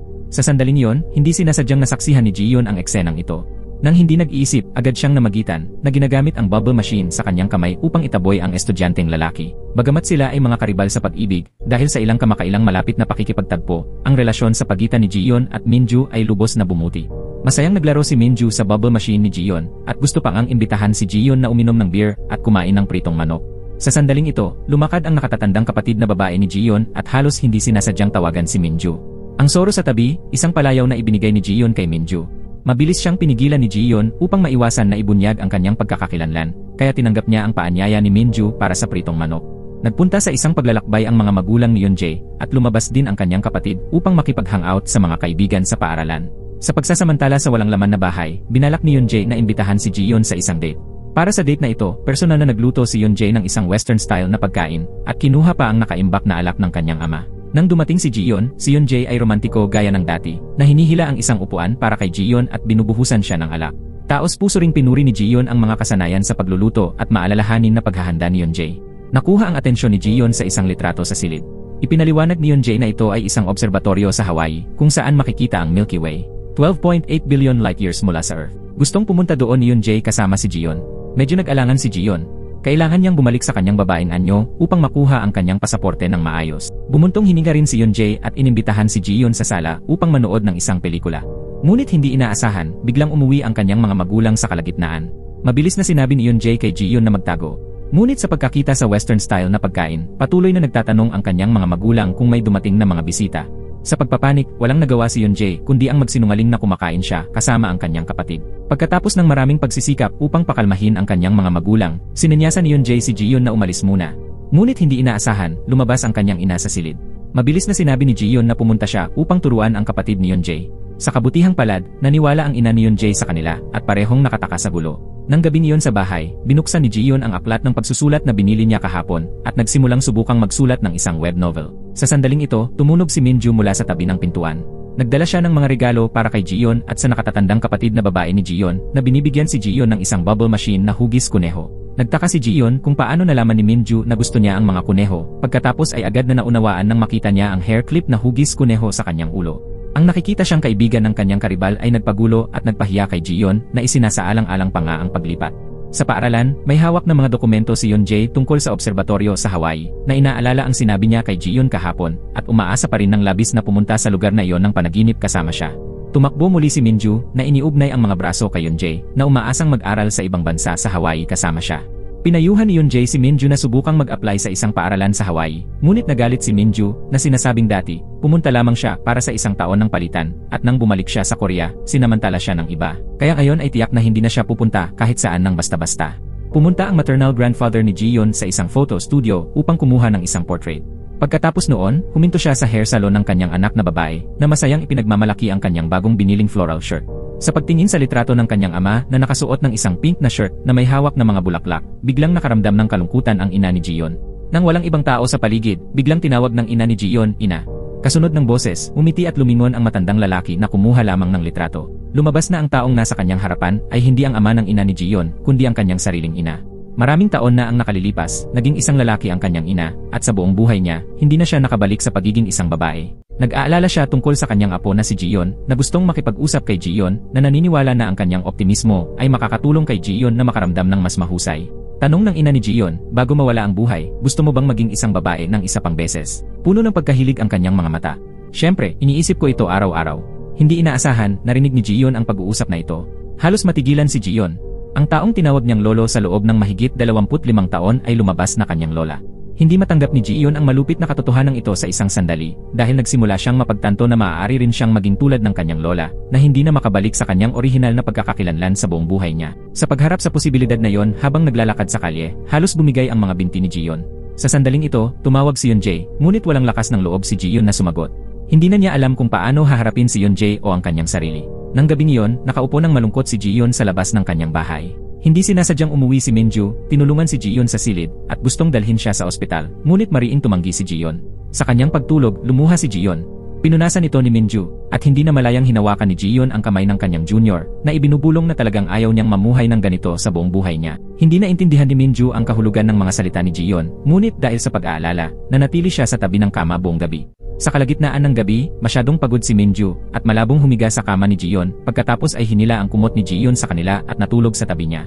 Pagkalipas ng ilang sandali, dumating si Yeonjae sa bahay ni Jiyeon at nakita si Jiyeon at Minju na natutulog ng magkasama gamit ang kanyang sariling mga mata. Upang maiwasan na magkamali ng pag-unawa si Yeonjae, mapagpa siyang sinampal ni Minju si Jiyeon. Tumanggi si Jiyeon na sumuko. Sa harap mismo ni Yeonjae, hinawakan niya ang buhok ni Minju at nagpumiglas ang dalawa na malakas na tinatawag ang kanyang junior, isang fox spirit. Pagkatapos ng halik ng gabing iyon, nagsimulang magustuhan ni Yuri si Minyuk. Matapang siyang pumunta sa coffee shop upang hanapin siya at makipag-usap. Alam ni Minyuk na bukod sa pagsakay at pakikipaglaro kay Jiyeon, walang ibang libangan si Yuri. Kaya dinala niya siya sa stadium para tumakbo. Hindi gusto ni Yuri ang sports at pagod na pagkatapos ng ilang laps. Ngunit ang pag-ehersisyo kasama si Minyuk ngayong gabi ay nagpadama sa kanya ng pagiging refreshed. Nangako si Minyuk na hanggat gusto ni Yuri, palagi siyang tatakbo kasama niya tulad ngayong gabi. Nagtrabaho ang nakatatandang kapatid na babae ni Jiyeon sa isang matchmaking company. Nang araw na yon, ang magandang may-ari ng coffee shop kung saan nagtatrabaho si Yeonjae ng part-time, na nagngangalang Jungjae, ay dumating para sa isang konsultasyon. May sariling panlasa si Jungjae. Hindi siya interesado sa mga elite na lalaki tulad ng mga doktor o abogado. Nag-ayos ang nakatatandang kapatid na babae ni Jiyeon na makipagkita ng pribado kay Jungjae upang talakayin ang kanyang mga pamantayan sa pagpili ng isang kapareha na nangangako na gagawin ang kanyang makakaya upang tulungan siya sa pagpapakasal. Prangkahang sinabi ni Jungjae na may gusto siya sa isang tao at nakilala na niya ang kanyang mga magulang. Basta-basta siyang nagtanong tungkol sa katayuan ng relasyon ng nakatatandang kapatid na babae ni Jiyeon. Sinabi ng nakatatandang kapatid na babae ni Jiyeon na single pa rin siya. Ngunit kamakailan, nagkataon na muli siyang nakipag-ugnayan sa kanyang unang pag-ibig mula sa high school at may damdamin pa rin para sa kanya. Sinabi ni Jungjae na kung makakasama ng nakatatandang kapatid na babae ni Jiyeon ang kanyang unang pag-ibig, handa siyang tumulong na ayusin ang kasal at mag-sponsor pa ng honeymoon trip. Habang nag-uusap sila, nakatanggap ang nakatatandang kapatid na babae ni Jiyeon ng balita na biglang pumanaw ang ama ng kanyang unang pag-ibig. At mabilis siyang umalis. Sa libing, hindi inaasahan, dumating din si Jungjae. Sa sandaling nagkita ang dalawa, pareho silang nakakagulat na napagtanto ang isang ironic na katotohanan. Ang lalaking gusto ni Jungjae ay ang unang pag-ibig ng nakatatandang kapatid na babae ni Jiyeon. Sa pagharap sa awkward na sitwasyong ito, yumuko ang nakatatandang kapatid na babae ni Jiyeon at humingi ng paumanhin, na sinasabing hindi alam ng kanyang unang pag-ibig na gusto niya siya, at umaasa na hindi magkakamali ng pag-unawa si Jungjae. Ayaw makaapekto sa kanilang relasyon. Ipinaliwanag ni Jungjae na bagamat nakilala niya ang kanyang mga magulang, sila ay nasa yugto pa lamang ng pagkakakilanlan, hindi pa opisyal na nagde-date. Iminungkahi niya ang patas na kompetisyon sa nakatatandang kapatid na babae ni Jiyeon na hindi umurong at umaasa rin na hindi susuko ang nakatatandang kapatid na babae ni Jiyeon. Para sa isang mayamang babae tulad ni Jungjae, ang mga kalamangan sa pag-ibig ay pera at kagandahan, habang ang nakatatandang kapatid na babae ni Jiyeon ay may magagandang alaala at kabataan kasama si Yang Suk. Ito ay isang paghaharap sa pagitan ng pera at oras. Pareho silang nagsimulang lihim na maghanda upang manalo ng pag-ibig. Ang lalaking pinag-agawan ng dalawang babae ay mayroon ding sariling mga iniisip. Sa loob ng maraming taon, nag-aaral si Yang Suk para sa civil service exam, ngunit patuloy na nabigo. Upang itulak ang kanyang sarili, pinahaba niya ang kanyang buhok, na nanunumpa na hindi ito gugupitin hanggang sa makapasa siya. Walang pakialam ang kanyang ama sa mga pagsusulit. Ang kanyang pinakadakilang hiling bago siya mamatay ay para kay Yang Suk na makahanap ng isang taong tunay na nagmamahal sa kanya. Dati, hindi sinasadyang nakilala ng kanyang ama si Jungjae at itinuring siya bilang isang ideal na kandidato sa kasal para sa kanyang anak. Bago siya mamatay, inutusan niya si Yang Suk na ang pagkamit ng pera ay pangalawa lamang. Ang mahalaga ay ang paglikha ng magagandang alaala at pagpapasaya sa pamilya. Nang gabing iyon, nakita ni Yeonjae gamit ang kanyang sariling mga mata ang eksena ng dalawang nagbabahagi ng isang kama at unan. Upang maiwasan na magkamali ng pag-unawa si Yeonjae, agad na sinampal ni Minju si Jiyeon. Hindi rin umurong si Jiyeon na agad na hinawakan ang buhok ni Minju at nagpumiglas ang dalawa. Pagkatapos paghiwalay ni Yeonjae, patuloy silang nagpalitan ng mga salita na nagpatayo kay Yeonjae at umalis. Sa pagkakita nito, nakaramdam ng kaunting pagkadismaya si Jiyeon. Hindi inaasahan, bumalik muli si Yeonjae. Una, inilagay niya ang kanyang kamay sa noo ni Jiyeon, pagkatapos ay dahan-dahang hinawakan ang kanyang pisngi upang matiyak na wala siyang lagnat. At saka lamang siya umalis nang may kapayapaan ng isip. Sa labas, pinagalitan din ni Yeonjae ang kanyang junior sa pagsampal kay Jiyeon. Hindi maintindihan ni Minju kung bakit pinoprotektahan ni Yeonjae si Jiyeon tulad ng ilang bihirang hayop. Sa kanyang puso, masaya si Yeonjae na napagtanto na mas pinapahalagahan niya si Jiyeon kaysa sa kanyang iniisip. Nang sumunod na araw, sinadya ng kanyang mga magulang na bumisita kay Jiyon na sinasabi sa kanya na kung mayroon siyang anumang mga katanungan tungkol sa pagbabago ng kasarian, maaari niya silang tanungin. Pansamantalang hindi maisip ni Jiyon ang marami, na tinatanong lamang ang kanyang ina kung natatakot pa rin siya. Sumagot ang kanyang ina na natatakot siya, ngunit hindi sa kanyang sarili na bumabalik sa pagiging isang lalaki, ngunit nag-aalala tungkol sa kanyang anak na babae. Nag-alala si Jiyon na magiging tulad siya ng kanyang lola, na hindi na makabalik sa kanyang orihinal na kasarian sa buong buhay niya. Pinayuhan ng kanyang ama si Jiyon na sabihin kay Yeonjae ang totoo. Ngunit nag-aalala pa rin si Jiyon na natatakot na hindi niya ito kayang harapin. Hinila si Yeonjae ng kanyang junior upang makipagkita sa isang American professor. Labis na nasiyahan ang professor sa kanilang research report at inimbitahan silang mag-aral sa US. Ang universidad na iyon ay ang pangarap na paaralan para sa mga estudyante ng astronomiya. Labis na natuwa si Minju, ngunit nag-alangan si Yeonjae na ayaw iwanan si Jiyon ng mag-isa. Dumating si Jiyon upang hanapin si Yeonjae na inilalagay ang kanyang braso sa kanyang balikat tulad ng malapit na magkapatid. Sa pagpapasya na prangkahang aminin, marahil ay hindi ako makakabalik sa pagiging isang babae sa buong buhay ko. Ngunit sa tuwing sasabihin niya ito, naabala ang tawag sa telepono ng kanyang matalik na kaibigan. Sa wakas, pinatay ni Jiyon ang kanyang telepono. Hindi inaasahan, nag-vibrate ang telepono at ipinakita ng screen na tumatawag si Minyuk. Mabilis na bumalik ang dalawa sa bahay na nakikita ang kanyang matalik na kaibigan, si Yuri, at si Minyuk na kumakain ng braised ribs. Isang ulam na ipinadala ng maternal grandfather ni Jiyon. Habang kumakain, maingay na sumugod si Minju at naghahanap ng isang nawawalang hikaw. Sa pagkakita sa braised ribs, walang kahihiyan siyang sumali sa grupo. Sa sandaling ito, tumawag ang kanyang maternal grandfather na nag-uutos na sinumang kumain ng ribs ay kailangang pumunta sa isla upang tumulong sa katapusan ng linggo. Maliban kay Yeonjae, ang lahat ay may sariling mga plano. Si Jiyon lamang ang nagplanong magdala ng isang listahan ng mga tanong upang makipagkita sa kanyang lola. Ngunit pagkabukas pa lamang niya ng pinto, nakita niya si Yeonjae kasama sina Yuri, Minyuk, at Minju na dumating lahat. Nagpasya silang lahat na pumunta sa isla upang tumulong bilang isang pasasalamat sa kanyang maternal grandfather. Inatasan ng kanyang maternal grandfather si Jiyon na matulog kasama niya ng pribado. Bumalik ang kanyang maternal grandfather sa kanyang banayad na pag-ugali, tulad ng kanyang lola na nagpapaalala kay Jiyon na maglagay ng sunscreen bago magtrabaho. Nakita rin ni Jiyon na ang silid ng kanyang lola ay puno ng mga pambabaeng itim at pink na damit. Gusto niya noong bata pa siya. Sa ilalim ng gabay ng kanyang lola, pumunta si Jiyon at ang lahat sa pier upang magdala ng seafood. Hinila ng kanyang lola si Jiyon sa isang tabi. Agad na itinanong ni Jiyon ang lahat ng mga tanong sa kanyang listahan, lalo na tungkol sa kanyang asawa, ang tunay na maternal grandfather. Sinabi ng kanyang lola na ang kanyang asawa ay isang banayad at gwapong lalaki. Nang maging isang lalaki siya, ipinagtapat niya ang genetic trait sa pamilya, ngunit hindi niya ito matanggap. Gayunpaman, hindi niya siya sinisisi dahil ito ay isang natural na reaksyon. Sa kabaligtaran, nagpapasalamat siya na iniwan niya siya ng isang cute na anak na babae. Ibinunyag din ng kanyang lola ang isang sikreto. Isang sikat na Korean poet ang great-grandmother ni Jiyon. Ang kanyang lola at great-grandmother, pagkatapos maging mga lalaki, ay hindi nawala ng pag-asa, ngunit natutunan na makita ang mundo sa ibang paraan. Umaasa siya na titingnan din ni Jiyon ang buhay ng positibo tulad niyon. Pagkatapos ng mga salita ng kanyang lola, unti-unting humupa ang mga damdamin ng kawalan ng kapanatagan ni Jiyon. Sa sandaling ito, lumakad si Yeonjae. Sinabi ng kanyang lola kay Jiyon na dati nang pumunta si Yeonjae upang makita siya, na prangkahang nagsasalita tungkol sa kanyang romantikong relasyon kay Jiyon. Sa isang kumpiyansang pag-ugali, na determinado na tratuhin ng mabuti si Jiyon. Nakita ng kanyang lola na si Yeonjae ay isang mabuting binata. Kaya upang pigilan siyang masaktan, nagpasya si Jiyon na sabihin sa kanya ang totoo. Ang aking maternal grandfather ay talagang ang aking maternal grandmother. Ngunit narinig ito ni Yeonjae at hindi natakot. Hindi rin siya humiling na makipaghiwalay. Nagulat si Jiyon. Sumagot si Yeonjae ng may determinadong tingin. Si Jiyon ay may kanyang paraan ng pag-isip at mayroon akong aking paninindigan. Bagamat malaki ang pagkabigla, ayokong gumawa ng madaliang desisyon. Kung ikukumpara sa isang malabong hinaharap, ang pagpapahalaga sa kasalukuyan ang pinakamahalaga. Pagkatapos sabihin yon, hinila ni Yeonjae si Jiyon sa pier kasama ang lahat. Dito, kinagat ng isda si Minju at humiling na samahan siya ni Yeonjae sa doktor. Sa unang pagkakataon, pinili ni Jiyon na bumitaw, na sumasang-ayon na pumunta silang mag-isa. Seryosong ipinagtapat ni Minju ang kanyang damdamin, na iniisip na gusto rin siya ni Yeonjae, ngunit itinuturing lamang siya nitong isang junior na may parehong mga interes. Gayunpaman, hinalikan ni Minju ang pisngi ni Yeonjae, tulad ng nahuli sila ng isang mangingisda sa isla.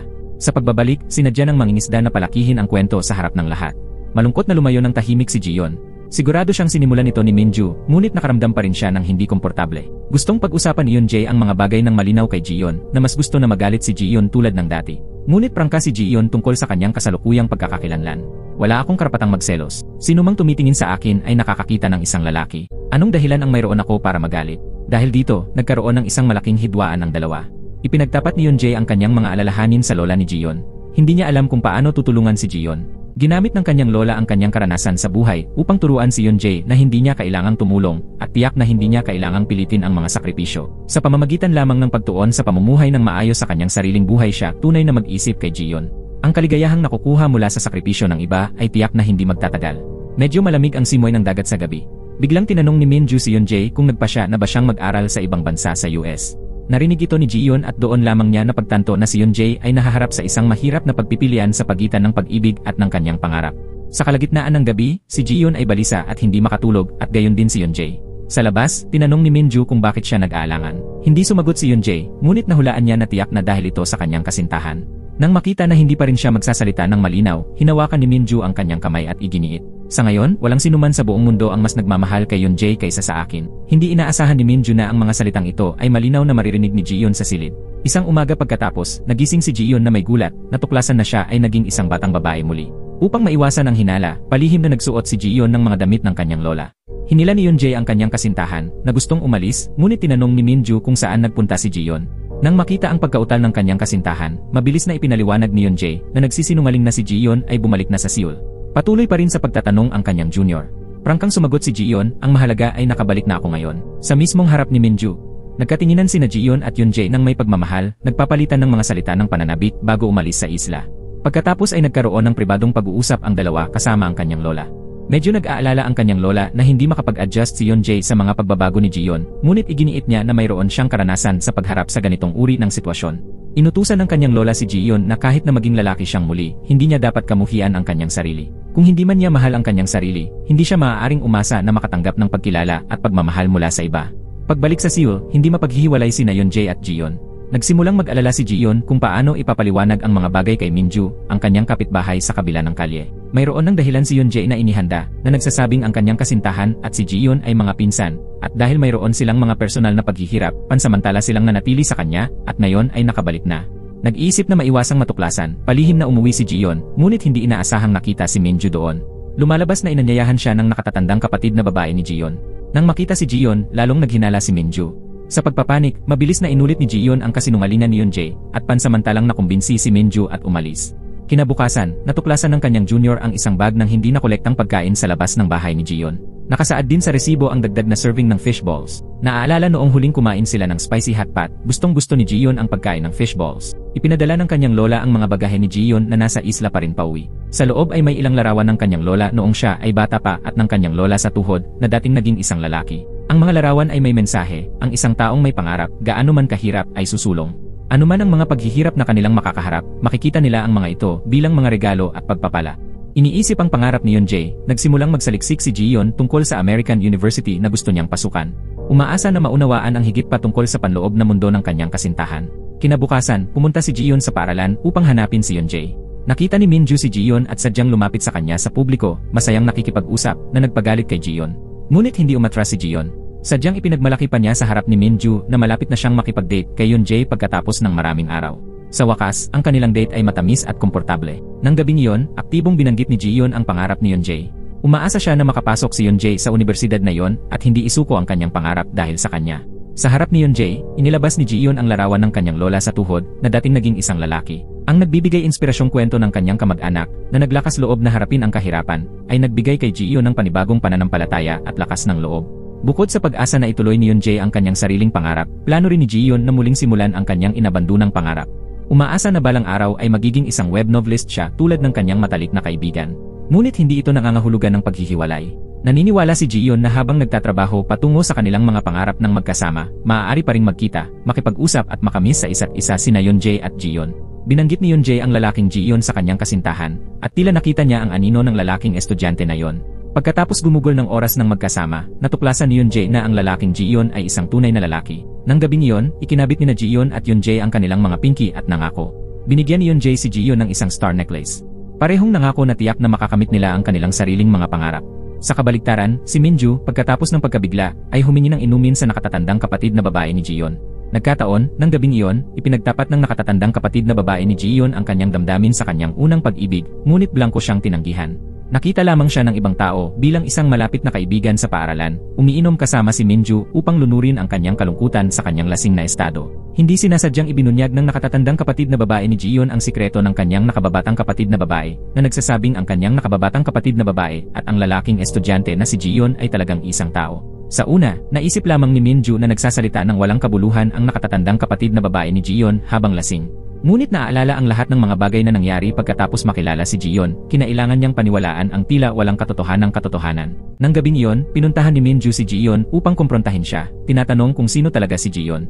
Ngunit mariing tumanggi si Jiyeon na aminin ito, patuloy na idinidiin sa kanyang junior na siya mismo ang opisyal na kasintahan ni Yeonjae. At anong karapatan mayroon si Minju na managinip ng gising?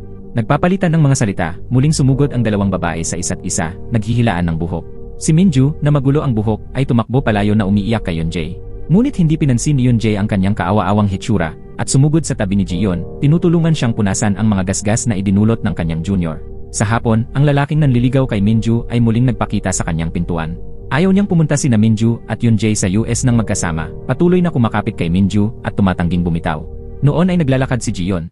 Nang walang salita, agad siyang kumuha ng sibuyas at binugbog ang lalaki na nagligtas kay Minju.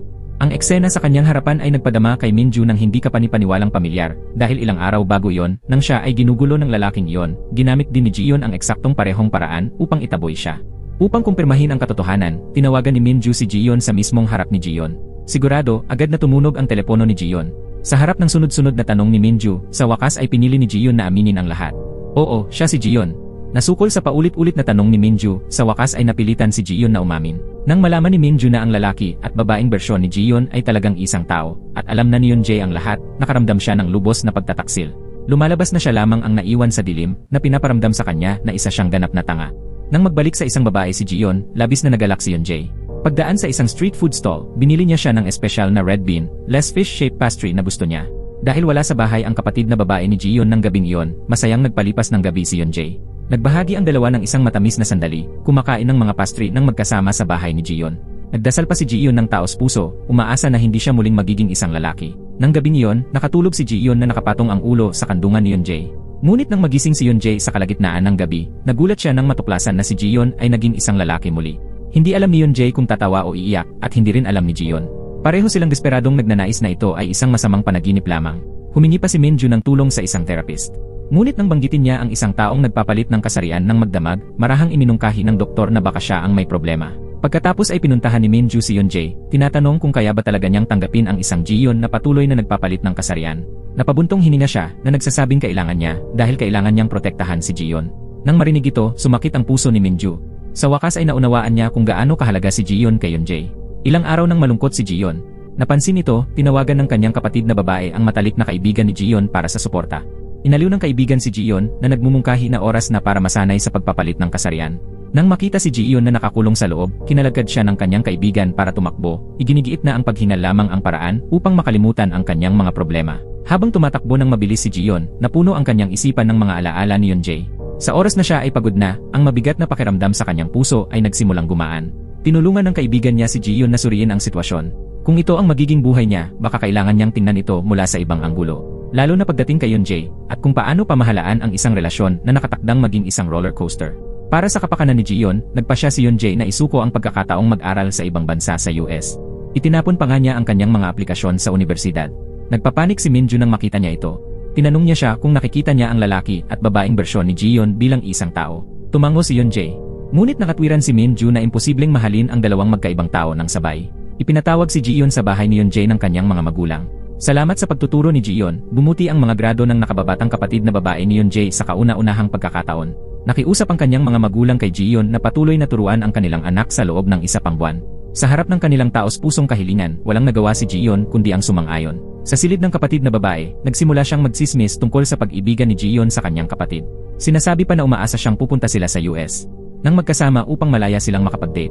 Sa kasamaang palad, narinig ng mga magulang ni Yeonjae ang lahat mula sa labas ng pinto. Sa wakas ay naunawaan nila ang tunay na relasyon sa pagitan ng kanilang anak at ng tutor ng kanyang kapatid na babae.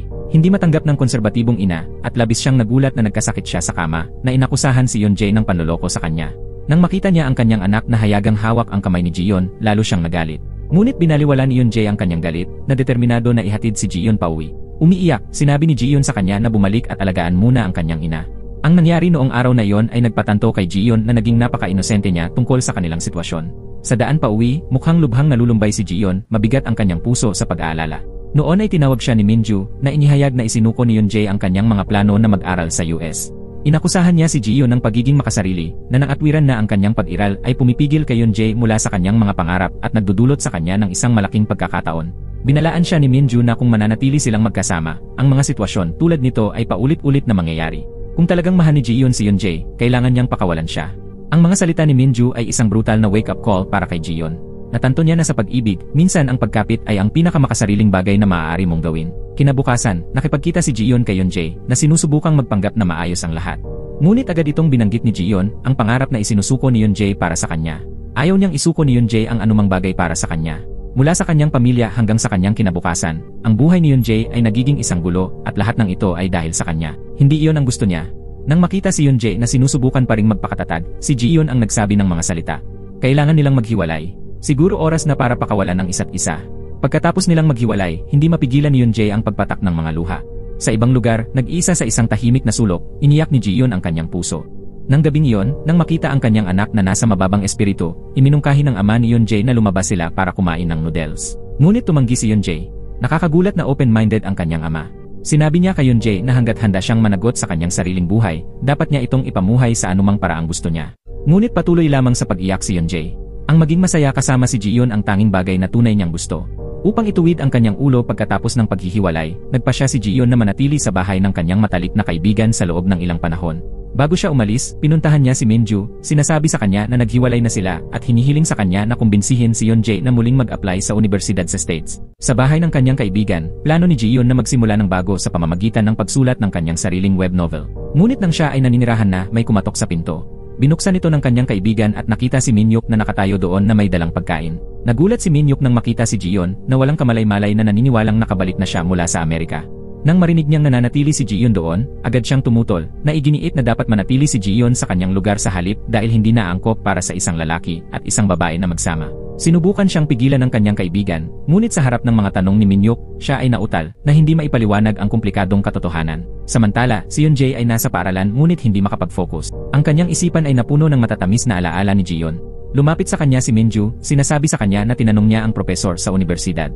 At kahit na lumipas na ang deadline, handa siyang bigyan si Yoonjae ng isa pang pagkakataon.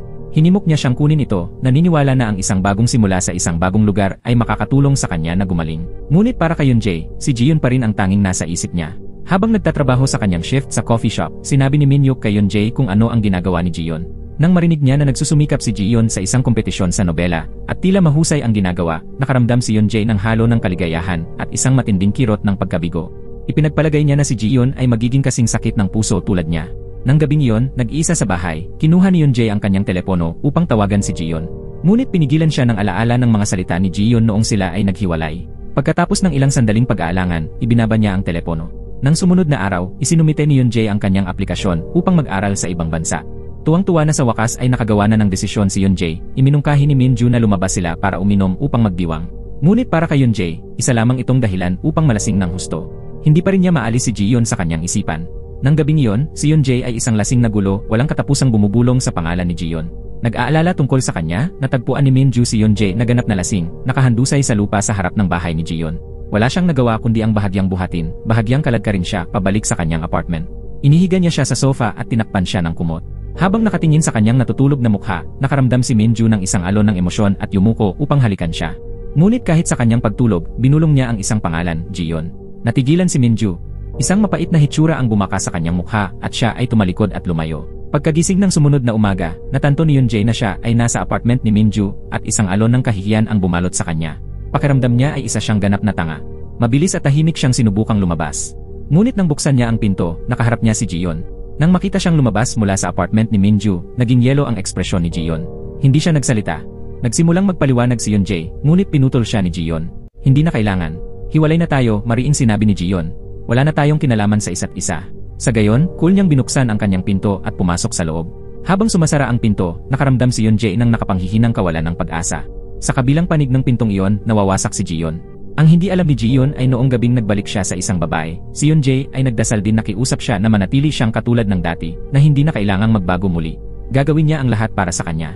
Pagkatapos ng kanilang paghihiwalay, nagsimula sina Jiyeon at Yoonjae sa magkahiwalay na landas. Si Jiyeon ay naging isang homebody, gumugol ng buong araw sa pagsulat ng kanyang nobela, habang si Yoonjae ay naghanda upang mag-aral sa ibang bansa sa US. Desperado na makita si Jiyeon sa huling pagkakataon bago siya umalis, humingi si Yoonjae ng pabor sa kanilang kaibigan na si Minhyuk. Nag-text si Minhyuk kay Jiyeon na ginamit ang dahilan ng pangangailangang makuha ang ilang damit pabalik mula sa kanya. Ngunit nang dumating si Jiyeon, si Yoonjae ang naghihintay sa kanya. Nakaharap kay Yoonjae, nagpakatatag si Jiyeon. Iginiit niya na maayos siya at sinabi sa kanya na alagaan ang kanyang sarili sa Amerika, kumain ng maayos at magpahinga ng sapat. Ngunit naroon si Yoonjae upang bawiin siya. Malapit nang umiyak, tinanong niya kung talagang gusto niyang umalis siya. Dahil ayaw niyang humadlang sa kanyang mga pangarap at kinabukasan, ginawa ni Jiyeon ang nakakasakit na pagpipilian na paalisin siya.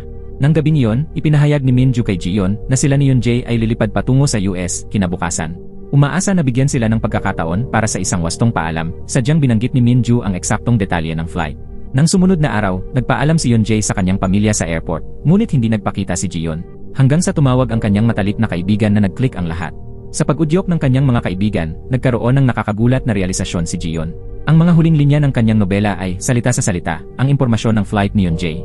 Natanto na hindi pa siya nakakalimot sa kanya, tumakbo si Jiyeon palabas ng kanyang bahay at nagmadali sa airport. Ngunit huli na ang lahat. Pagdating niya, sumasakay na si Yoonjae sa eroplano. Nawala na ang kanilang huling pagkakataon na magpaalam. Pagkalipas ng ilang araw, naghahapunan ng magkasama ang pamilya ni Jiyeon. Nag-aalala ang kanyang mga magulang sa kanya pagkatapos ng paghihiwalay. Ngunit tiniyak niya sa kanila. Ipinaliwanag niya na habang matapang na nakipaglaban ang kanyang ina upang pigilan ang kanyang ama na umalis noon, naniniwala siya na ang pagpapakawala kay Yoonjae ang pinakakumpleto at hindi makasariling pagtatapos para sa kanilang sariling kwento. Samantala, ang nakatatandang kapatid na babae ni Jiyeon, si Jihae, ay nagkaroon ng tagumpay sa kanyang sariling buhay pag-ibig. Matapang na hinahabol ang kanyang crush, bumili siya ng isang higanting bear costume at isinuot ito sa kanyang lokasyon ng pagsusulit upang pasayahin siya. Naantig sa kanyang tapang at pagtitiyaga, sa wakas ay niyaya siya nitong kumain sa unang pagkakataon. Lumipas ang 3 buwan. Nag-focus si Jiyeon sa kanyang sarili, kumakain ng maayos, nag-ehersisyo at namumuhay ng positibo. Sa US, ibinuhos ni Yoonjae ang lahat ng kanyang lakas sa kanyang pag-aaral. Si Minju, na may crush sa kanya, ay madalas na sinusubukang yayain siyang mag-hangout. Ngunit palagi niya itong tinatanggihan na sinasabing masyado siyang abala sa paaralan.